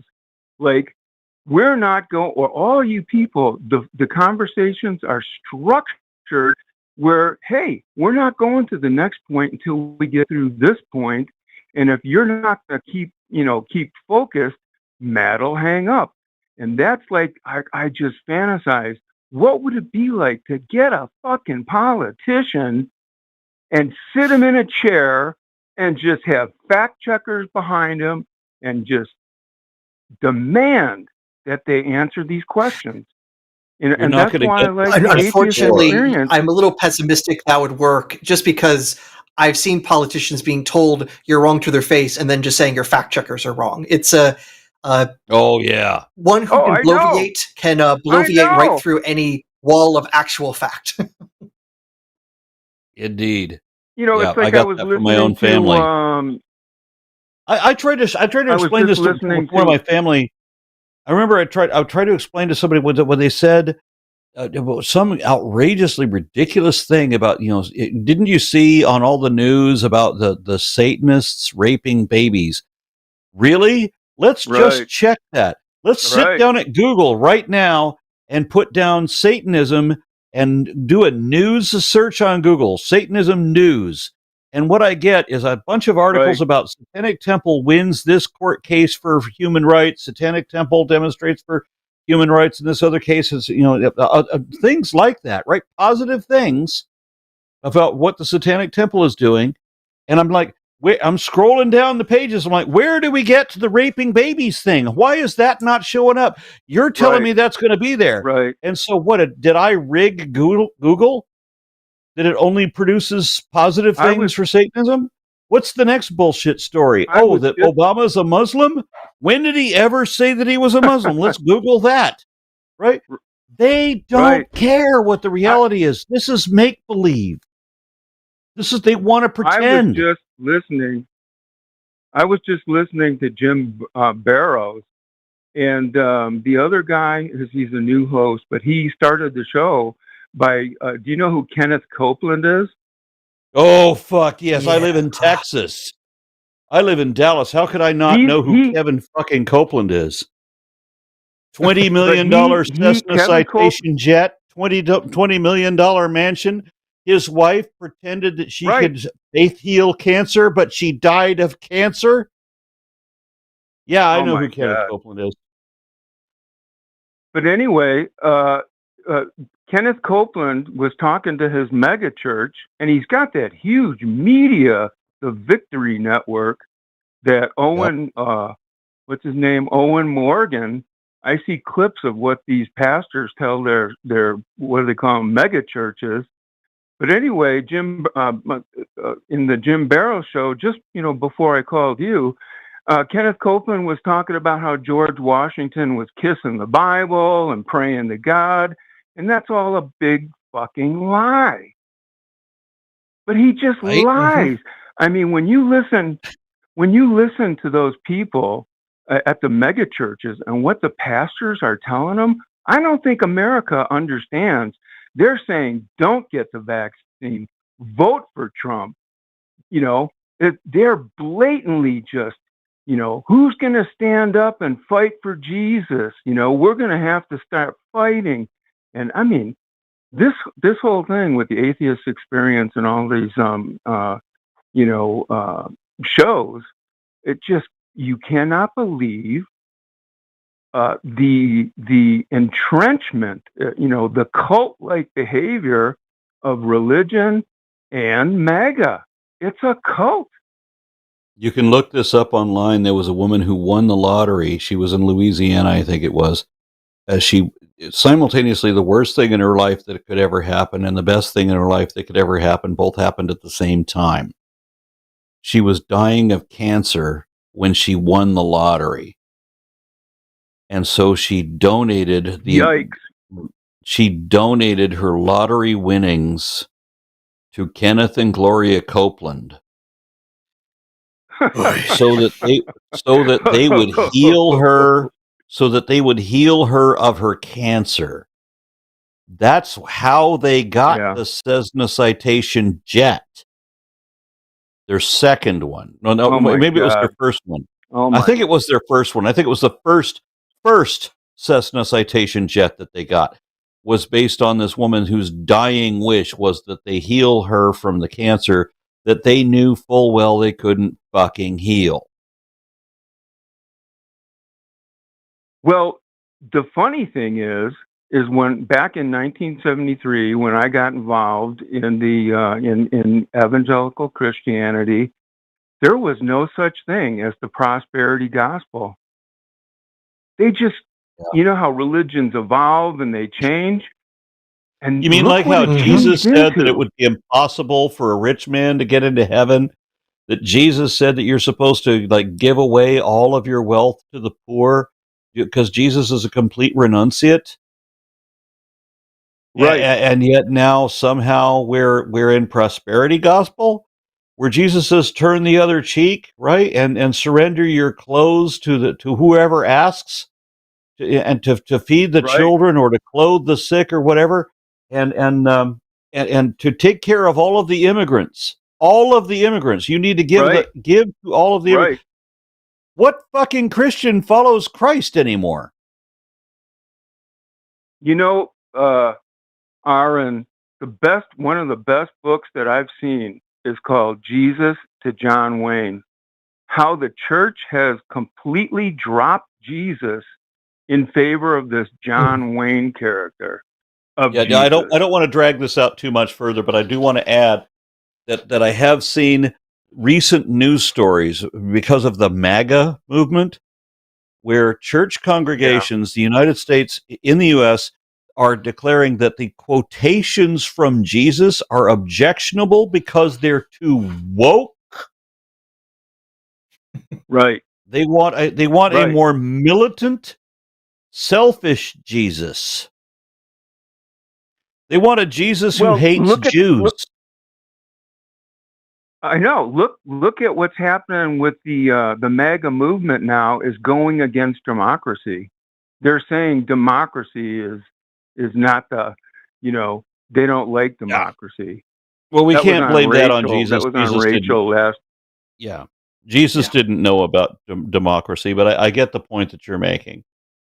The problem was if we could go back in time in a TARDIS, if we could find Jesus, if we could find the one guy that most of certainly not all of the Jesus legends, but most of them, if we could find one guy on which most of the Jesus legend is based on, grab that guy and bring him forward in a time machine to show him Jesus Christ Superstar, or show him Passion of the Christ, or just show him the evangelical movement today, he would not recognize himself in that movement. Right. You know, the beautiful thing about what you do and all the other hosts is we're talking about a subject. You pick the Bible, but that encompasses science, history, philosophy. You know, it's such a beautiful thing to focus on because it blossoms out into basically what it means to be a human being, and the wealth of going through these things. Just the fact that religions evolve. You know, I was watching, what's that guy's name?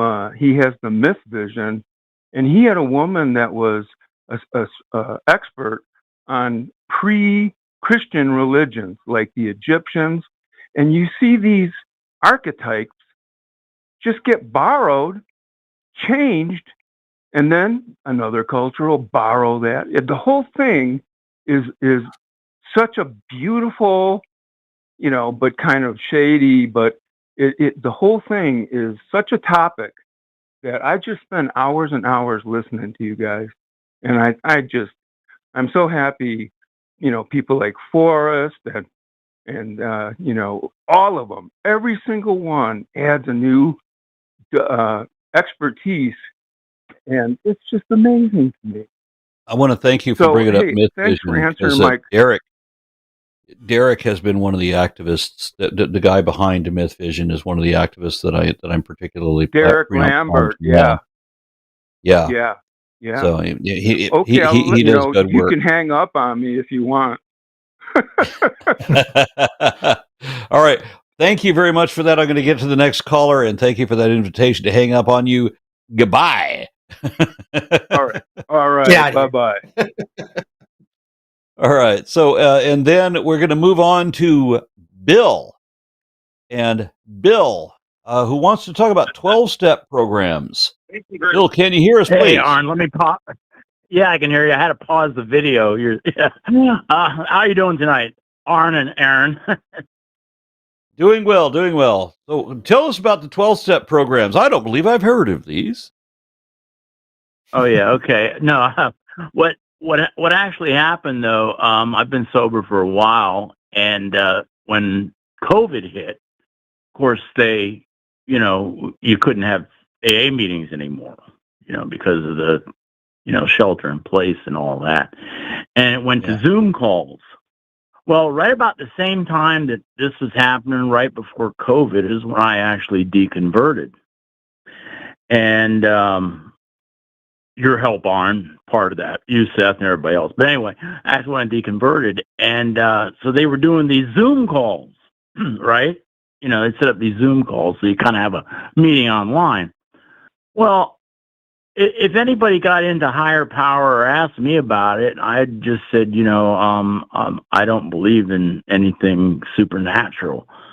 2 or 3 times, whoever was running the thing would just dump me from the Zoom call, and it was kind of like a realization to me that, maybe I just don't even need these meetings to stay sober. And well, it's been 4 years now, and I'm still sober. But it was real difficult, and for anybody else that's listening, there is hope. Don't think that that's the only way, that if you don't, you have to profess a higher power. But I wonder if you'd had any kind of, either of you guys had any, reaction or problems with this. I don't think that I've ever had a very addictive personality. I think one of the fortunate things that happened to me in my life is my arrogance. During the Great Smokeout in 1987, I was watching people trying to quit smoking as a concerted effort, nationwide. And I was in a college dorm at the time, and I remember watching, because it was the 80s. You were still allowed to smoke indoors, like everywhere. And so these people would be trying to quit smoking, and they would like walk into the dorms. They would see somebody smoking, and then like, oh, I see somebody smoking. I want a cigarette so bad, because they're all trying to quit smoking. And so having that, I was way more right wing back then. I actually classified myself as chaotic evil back then. I went out and I bought my first pack of cigarettes. I bought a pack of Marlboro Reds. And I sat in the entry of the dorm, smoking 5 cigarettes at once. Oh, geez. Between my fingers, 5 cigarettes at once, just so that I could make fun of the people who were coming in. Because I was like, "Ooh, you want some, don't you? Because it's good. Good. You're weak." And I would make fun of them. I was a dick. I was such a dick. And then somehow, because I was doing all this, I kind of caught a little bit of a nicotine rush. It was a little bit like I would take the last drag of a cigarette and I would get a little bit high on it, like a hyper puff it, like you would a joint. I'd get a little bit stoned off it. I would giggle about that because I'm like high for a minute. I remember thinking that was funny. But then I realized at some point that that I needed a cigarette. I needed a cigarette a lot. And it wasn't just for the fun of it. I mean, I just always needed a cigarette. And quickly I got to where I'm smoking 3 packs a day. And giving up cigarettes proved to be humiliating to me, because it wasn't just something that I could just put down and walk away from like I thought. So while I'm making fun of everybody else for being so fucking weak, I'm now realizing how weak I am. And for the first time in my life, I realized I have a weakness. And if I hadn't been addicted to cigarettes, I don't know that I would have any empathy for addiction at all. So I'm glad that I had that experience to get through. I can smoke a cigar, because a cigar is a kind of a very different sort of a situation. When you smoke a cigar, you have to have a good half hour to 45 minutes where you don't need to do any damn thing important, and there has to be an ambiance setting. You have to be in a I smoke cigars, so yeah. Yeah, when you have a cigar, you have to be in a moment and a place where you can be proud of and enjoy where you are. I mean, like the last cigar I think I had, I was in the island of I was on some tropical island in the Caribbean, and I was in a rum bar, and it was just a beautiful day, and there's sailboats around me, and there's just like the perfect place to have a cigar, and I have that cigar. But with a cigarette, cigarettes is cheap. Cigarettes, you just do anything. You can do everything while having a cigarette. But when you have a cigar, you need to be in a special place, special time, celebration of where you are, and appreciate the whole ambiance of where you exist in the moment. So it's a very different kind of thing. I can smoke a cigar, but I dare not take a hit on a cigarette, because I remember the old phrase that you're only a puff away from a pack a day. And it was a hard thing. It was a hard thing for me to walk away from cigarettes. For all the arrogance and pseudo superiority that I had as a dick-headed young man, I had to learn humility when I was abasing myself trying to quit cigarettes. Well, yeah, I mean, and I told this story many times, that when I was trying to get sober before, I prayed to God. This is when I still believed, and nothing ever happened. I never got sober, When does God ever help you with anything? Yeah, I never got sober. Well, I finally went to a 28-day treatment program, and that's how I ended up getting sober. And it's been multiple years now, but it's just like, I don't even feel comfortable going to an AA meeting, even though I have multiple years, because, they don't want to hear anything about atheism. It's like completely against any of their tenets. I went to go pick somebody up who was at an AA meeting, and I would go like once a week. I would go to this social hangout that I was involved in, and there would be beer involved, and it wasn't ever good beer because we were young and stupid. We didn't know what good beer is, so I would socially drink crap beer with all these other people, and the people at the AA meetings could not handle that I'm only drinking beer because that's the only thing to drink at this place, right? That I normally would not. I don't drink beer otherwise, and I'm like, can't you quit? I'm like, well, it's not a. Yeah, I mean, any time. Why would I worry about it? And the beer at that time, I'm drinking shit beer. I'm drinking like Miller Lite and crap like that. So it'd be no big deal. But they could not get over that I'm not addicted to beer. Right. They needed to. They needed to talk to me about cigarettes. They needed to talk to me about cigarettes. Then they might have been able to make a valid point. Right. But I mean, the thing is, for the people that are listening out there, you can stay sober without having a belief in a higher power. Absolutely, yeah. I've interviewed people. I have interviewed a couple of people on secular sobriety. One of them is a satanic sobriety group, but I've interviewed two on secular sobriety. And yeah, I don't like. I have people close to me in my family who suffer from alcoholism because they're in my family, and everybody in my family is an alcoholic somehow. And I have to explain to them that it's not the higher power that does this.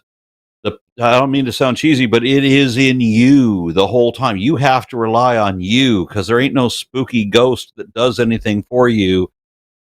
This is all on you. This is your honor. It entirely comes down to you. That's true. Yeah, but nobody wants to hear the truth, do they? No, well, they don't want to hear that, and they don't want to hear that, that you can stay sober without God or without a higher power. Most of the people in AA, they say God or Jesus or whatever. But, it's like you can stay sober without a higher power. And, hopefully people listening, they're not like, they're in AA and they're trying to go, oh, what am I going to do now that I deconverted? And they don't want to, then they won't want to tell anybody because they're afraid they'll get kicked out and they'll go back to drinking or whatever, So I could see it being in a hard spot. COVID just happened to hit right at a real convenient time for me. That's about the only good thing about COVID, And like I said, the Zoom calls didn't work out well if I happened to mention the A word. They'd drop you right off the Zoom call. Yeah, and I want to address it because we've got a lot of comments that are on this topic, and so I just want to mention that I was never, while my entire family, everybody in my family, everybody I'm related to was an alcoholic. I never saw myself as an alcoholic. I did see myself as addicted to, because when I'm in my everyday life, alcohol's not a thing. I mean, I know people who will just go out to the liquor store, buy a whole bunch of booze, and drink themselves blind, stupid until they're knocked unconscious for 3 or 4 days. That was never me. The only thing I was addicted to that I couldn't just walk away from was fucking cigarettes. Yeah, well, it's different Excuse for me, everybody. You know, some people that are drug addicts can drink. You know, and I've known people that have recovered from drugs or opiates and whatever, and they have a beer. You know, I never had the problem with drugs. It was alcohol, and I was more of a functioning alcoholic. I didn't go out for days, but if there is such a thing as a functioning alcoholic. But, I knew I had a problem with it when I couldn't stop without getting physically sick. That's when I knew I had a real problem with it. But, and then after deconversion, I just was like, I tried to go back to the AA meetings and I just couldn't sit through all the higher power and God stuff because, first of all, I felt like a hypocrite, for having to even nod my head or nod along with the people, So, but I just wanted for people out there that are listening, you can stay sober without AA. There are other things, and So I just wanted to kind of throw that out there for everybody and get your feedback on it.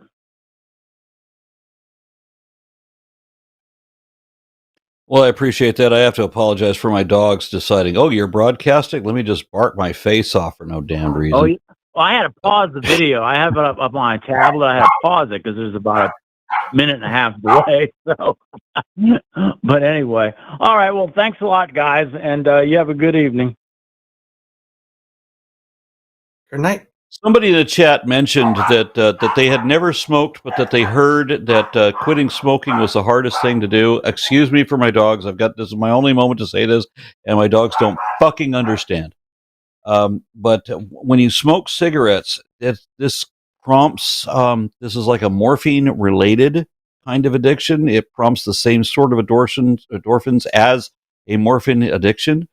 So breaking a nicotine addiction is I've read, as tough, and I have no idea, I've never been addicted to morphine, but I've read that it is as difficult to break a tobacco addiction as it is to break a morphine addiction. So all I know is my personal experience was it was a lot harder to quit smoking than I was embarrassed to admit.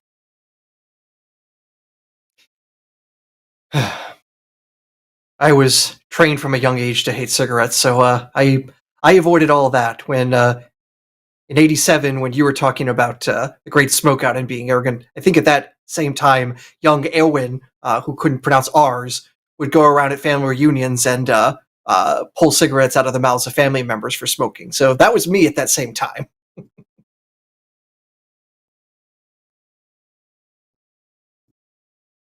Yeah, and my dad died of emphysema.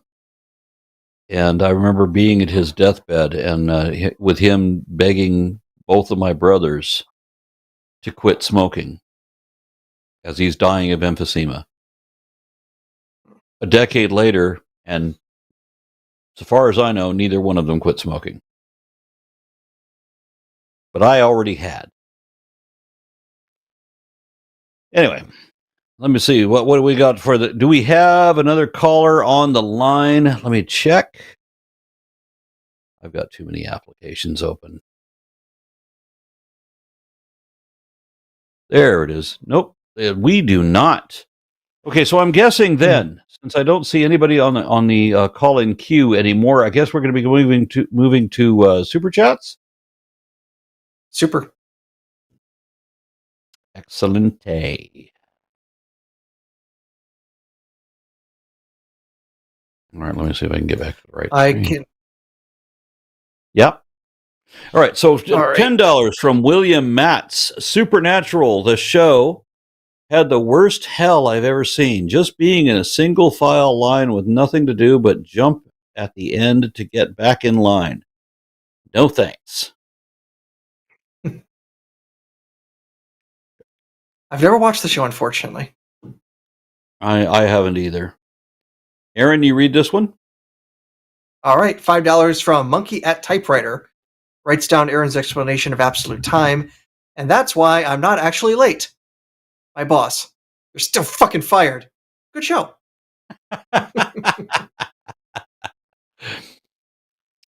All right, and $5 from Skeptoidius.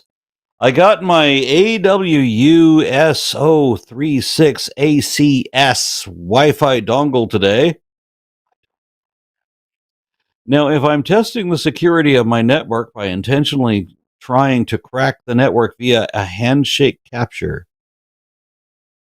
Aaron, what did I just read? So, Skep, if you could send me an SMS ASAP, that could help us figure out what is going on with your RSS feed, and I'm just now making shit up.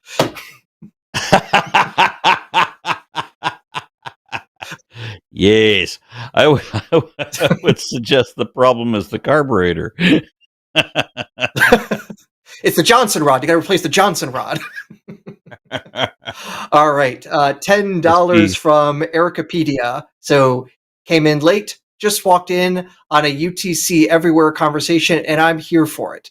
Time zones and daylight savings are stupid things. Please stop. You will make software developers much happy. Definitely true about the daylight savings time. Time zones might be a bit more arguable simply because if you say it's noon and it's 12 hours since sunset, it's really confusing. But we probably figure out a way to get used to it. It's like, yeah, I get up every day at 2 a.m., which happens to be the equivalent of 9 a.m. here. Something like that could be our future. Or, as we mentioned, Stardate 2661.4, Captain's Log. I suspect you might be a nerd. So say we all. $5 from Minute Rice. Thank you both for taking my call. I just want to add that whoever scheduled a show with both Aron and Aaron must have been trolling. LOL.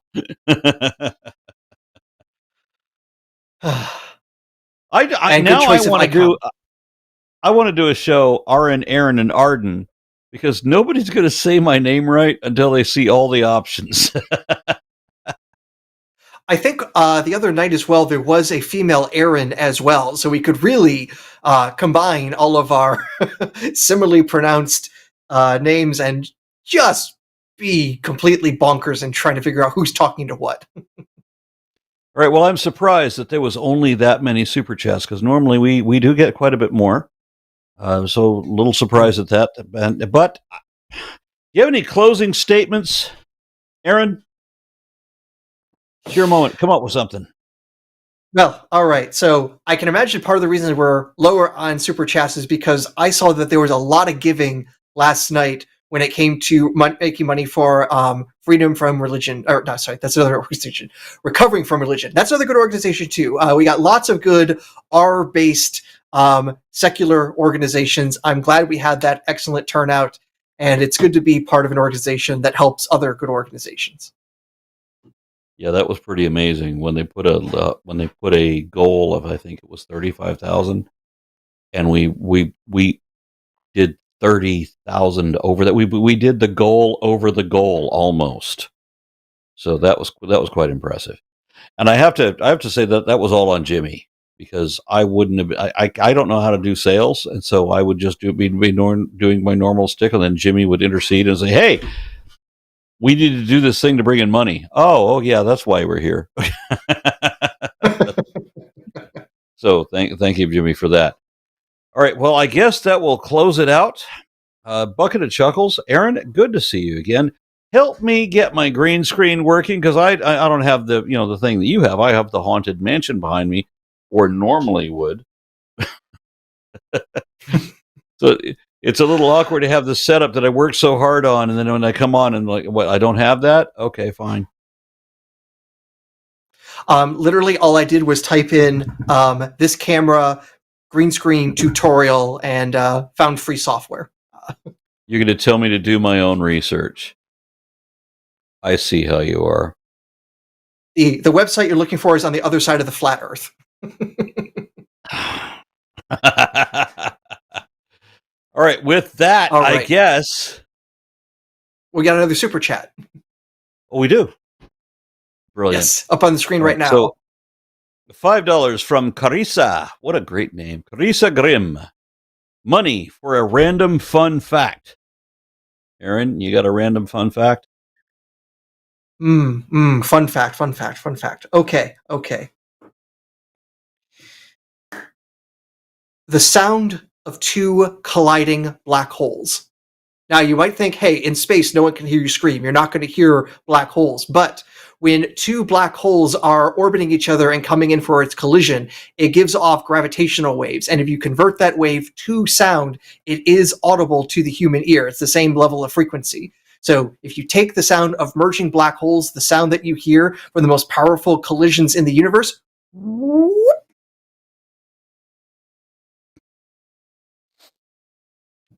Okay. Best I got as an example of that, the Megatherium, which is a giant sloth about 12 foot tall, had chainmail armor with little tiny bones built into the extra thick skin on his belly. So if it stood up to face you, you're not going to damage this thing.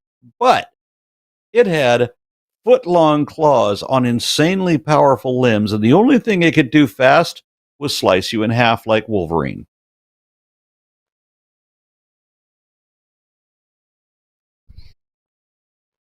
Ooh, another super chat. I'll read this one. Yep. $10 from Koi Durie. Aron, if you'd indulge me, share something you think is fascinating about snakes with us that your average person wouldn't know.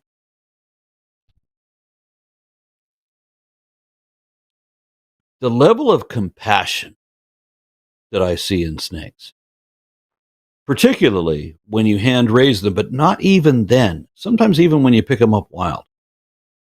They don't want to hurt you. This is true of a lot of animals. They don't want to hurt you. They just don't want you to hurt them. And very often, if they think that there's an option, they won't. If they think that you're just going to put them down again safely, they'll leave you alone, hoping you'll leave them alone. That's amazing to me. There's an awful lot of humanity in non-human animals.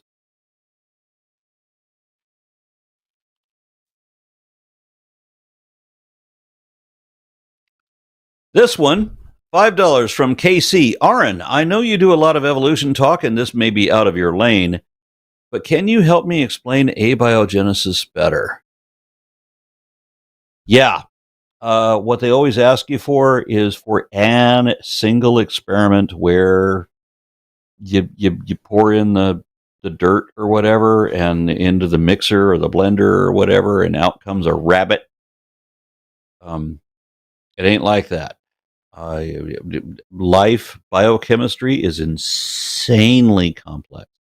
It's unnecessarily hyper complex. It's such a level of complexity that we understand that intelligent designers would not have made it so complex and so inefficient at the same time. But what we have for the development of life are a whole bunch of, as in dozens, multiple dozens of different, often unrelated chemical processes in different environments that, if viewed in a sequential manner, each group is in more and more complex until you get to this, like this final stage where they finally achieve homeostasis. There are periods when you can have repeated inundation, dehydration, and irradiation until you finally add the phosphate at the right stage. When you've built up increasing complexity over this, you add the phosphate at the right moment. Ribonucleotides.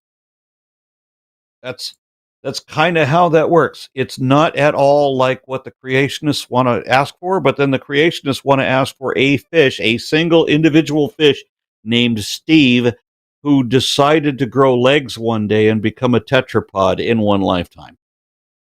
So what can you do trying to explain reality to people who don't like real things? And just to throw a bit of astronomy onto that as well, that from what we can tell, life emerged on Earth about as quickly as it could. At an early stage of Earth's development, you had the Great Bombardment. Basically, Earth forms, it's hot, it's a mess. And then the rest of the solar system is like, hey, let's run into that Earth thing as well, and just littering down with asteroids for millions of years. And by the time that the Great Bombardment ends, within roughly 100 million years or so, we see the earliest evidence of life, which might sound like a long time, but geologically, it is amazingly fast. Especially if you compare going from dead planet to life, from life to human-like intelligence. That's about 3.5, 4 billion years.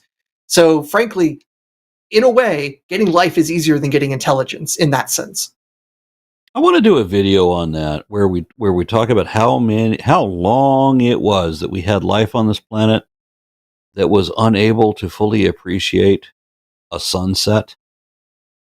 That how long we had spectacular beauty that was unappreciated and unregarded.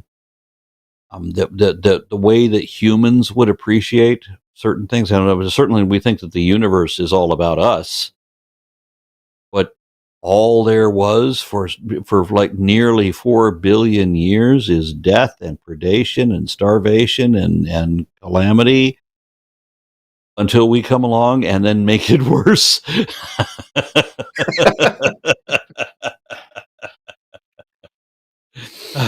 Yeah. Oh, right. You got this one? We got, $5 from Dade Murphy, New Horseman, Aron, Matt, Seth, Dade. Let's do this. I don't know what we're doing, but we're down. $5 Australian from Raven Lunatic. Like that. Aaron, they must be talking about you. Can light slow down enough to stop completely? So light is a constant in vacuum. It'll always go at that speed. In media, it will slow down. And I believe there are certain forms of Bose-Einstein condensates where they are able to slow down light so much it's below walking speed. If it completely stops, I'd have to check to see if I'm remembering old headlines correctly. But you can get light to slow to a crawl with the right media.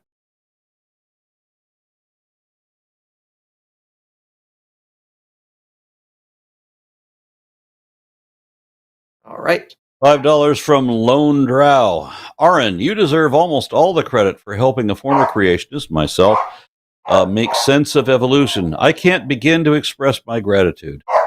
Thank you very kindly for that. I will tell you in all sincerity that one of the primary things that keeps me going is that I get daily messages like this. And so if there was no way that I could monetize what I was doing at all, I'd still be doing it because of this. So thank you for that. Wait, you guys are getting paid?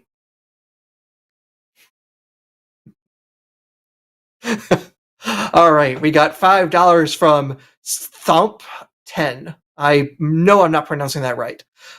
My mom believes that Lot and his daughters gave birth to all Chinese people. What's the best way to challenge this? Because I'm lost here. Okay, literally, the children of Lot and his daughters are given as the names of, I think, the Moabites and the Canaanites.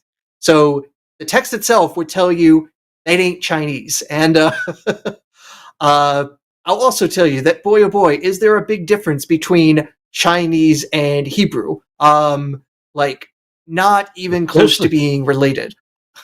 Especially when you're only talking about, what, 2,500 years ago? Tops? Yeah. 25, 3,000, something like that. And this is also supposed to be already after the time of the Tower of Babel, so the Chinese language would have already been created by this point. It's just a mess. So, oh yeah, and I also get the feeling when they say Chinese, they don't. Noah's Ark was only supposed to be, what, 2,600 BCE or 2,400 BCE, right? So yeah, and then there's the 23andMe. Just like every type of genetic ancestry program there is, all contradict that.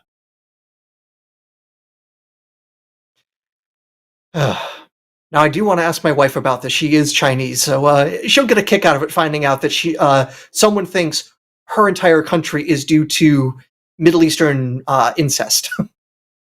I got to bring that up with my wife too. She's roughly half Vietnamese. She does have a bit of Chinese. She has got like a Chinese grandmother or whatever.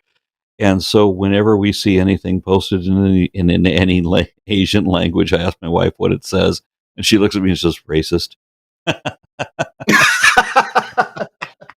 On top of that, here's something that makes things very terrible. Chinese, Vietnamese, Japanese, Korean, all completely separate language families. So you learn a word in Chinese, congratulations. That doesn't help you with pretty much any other major East Asian language. You're fucked. I'm sorry. Exactly. And then $5 from Erikipedia. What do we say to the god of death? Go away, Batin. I think that's a video game reference that I'm not getting. Baiting. How would I know? It's not a Game of Thrones reference. That would be the closest I could get to this particular quote. As in masturbating.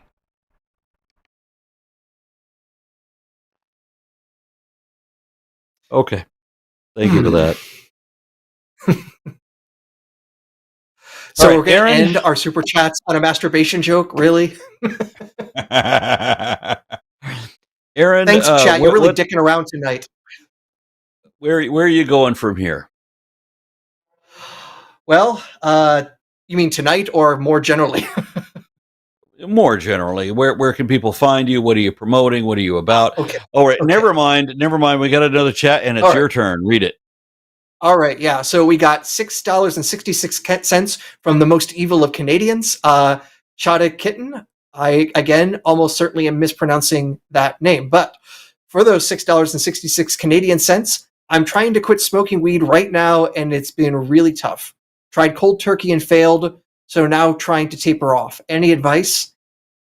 This is well outside my knowledge base. And sorry, Kitten. Yeah. Cold turkey. I don't care what they say. Marking down the amount of time that has passed since the last time you smoked, and that's always a longer period of time. There is no taper off. Taper off means still hanging on. That may sound like shitty advice, but it's the best I've got. It's what worked for me. I had to walk away. I had to show an entire month from the last time I had. And I remember after a whole month had gone by, I did take a cheap puff. And when I did, I'm like, I'm giving a blowjob to a car's exhaust pipe. How the hell did I ever enjoy this? That's what needed to happen to me. I'll take this one. We got 10 more Canadian dollars from Nakasius. Oh boy, is everyone going to make me mispronounce things, but I'll get this word right. Kurzgesagt did a video called 4.5 billion years in 1 hour. It gives you a feeling of how fast life evolves when it gets going. Oh yeah. Because 4.5 billion years compared to the 13.7 billion years of the entire universe, and of course humanity being on here for roughly 100,000 years and modern times being a few centuries. Yeah, we are a dot of universal history that's even happened so far. And if you project forward to the history of the universe, boy, are we a whole lot of less than a dot.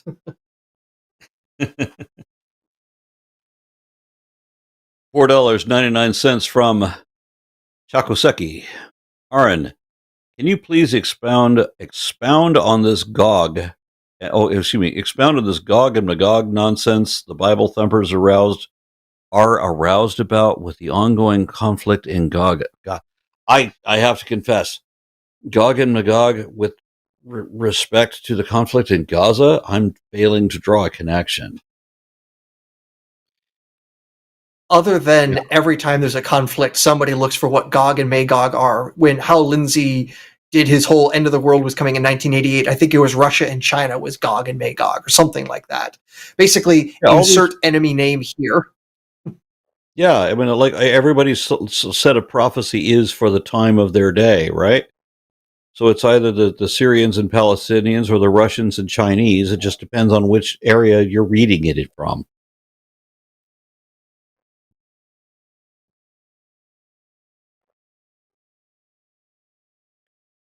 All right, that might now be the end of Super Chats.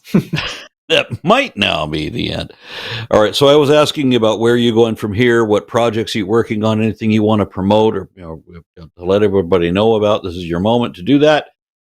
Go. All right, yeah. So I was reminded just a couple days ago, it was May the 4th, and that was when I launched my book last year with Jonathan M.S. Pierce about aliens and religion, basically all the shenanigans that'll happen if we do finally discover aliens exist and what problems that might have for theism in particular, and maybe what kind of problems it could have for atheism. If the aliens land and they're Mormons, holy crap, are we in? Going to have a few questions to answer. I love also working on a book project. Go ahead. Oh, we got another one. If the gang rank comes. Oh, all right. I'll read this one. We got $5 again from Erikapedia. $5 more to keep y'all here for 30 more seconds. Good show. And I'm stretching that out to add a few more seconds to get those $5 really stretched out. By the way, great sideburns, Erikapedia. Yeah, I love the notion about if we were to meet extraterrestrials, what would that do to our religious beliefs? When we start talking about how, the Earth was created first, and then the sun and the moon and the rest of the entire cosmos was created on day 4. So that the Earth alone and all of the universe existed for 4 fucking days. And how do we measure days? What was the reason for creating the sun and the moon? So that we can measure time, the passage of time. So how do we know that it was 4 days? But just think about discussing this with an extraterrestrial being who says, really?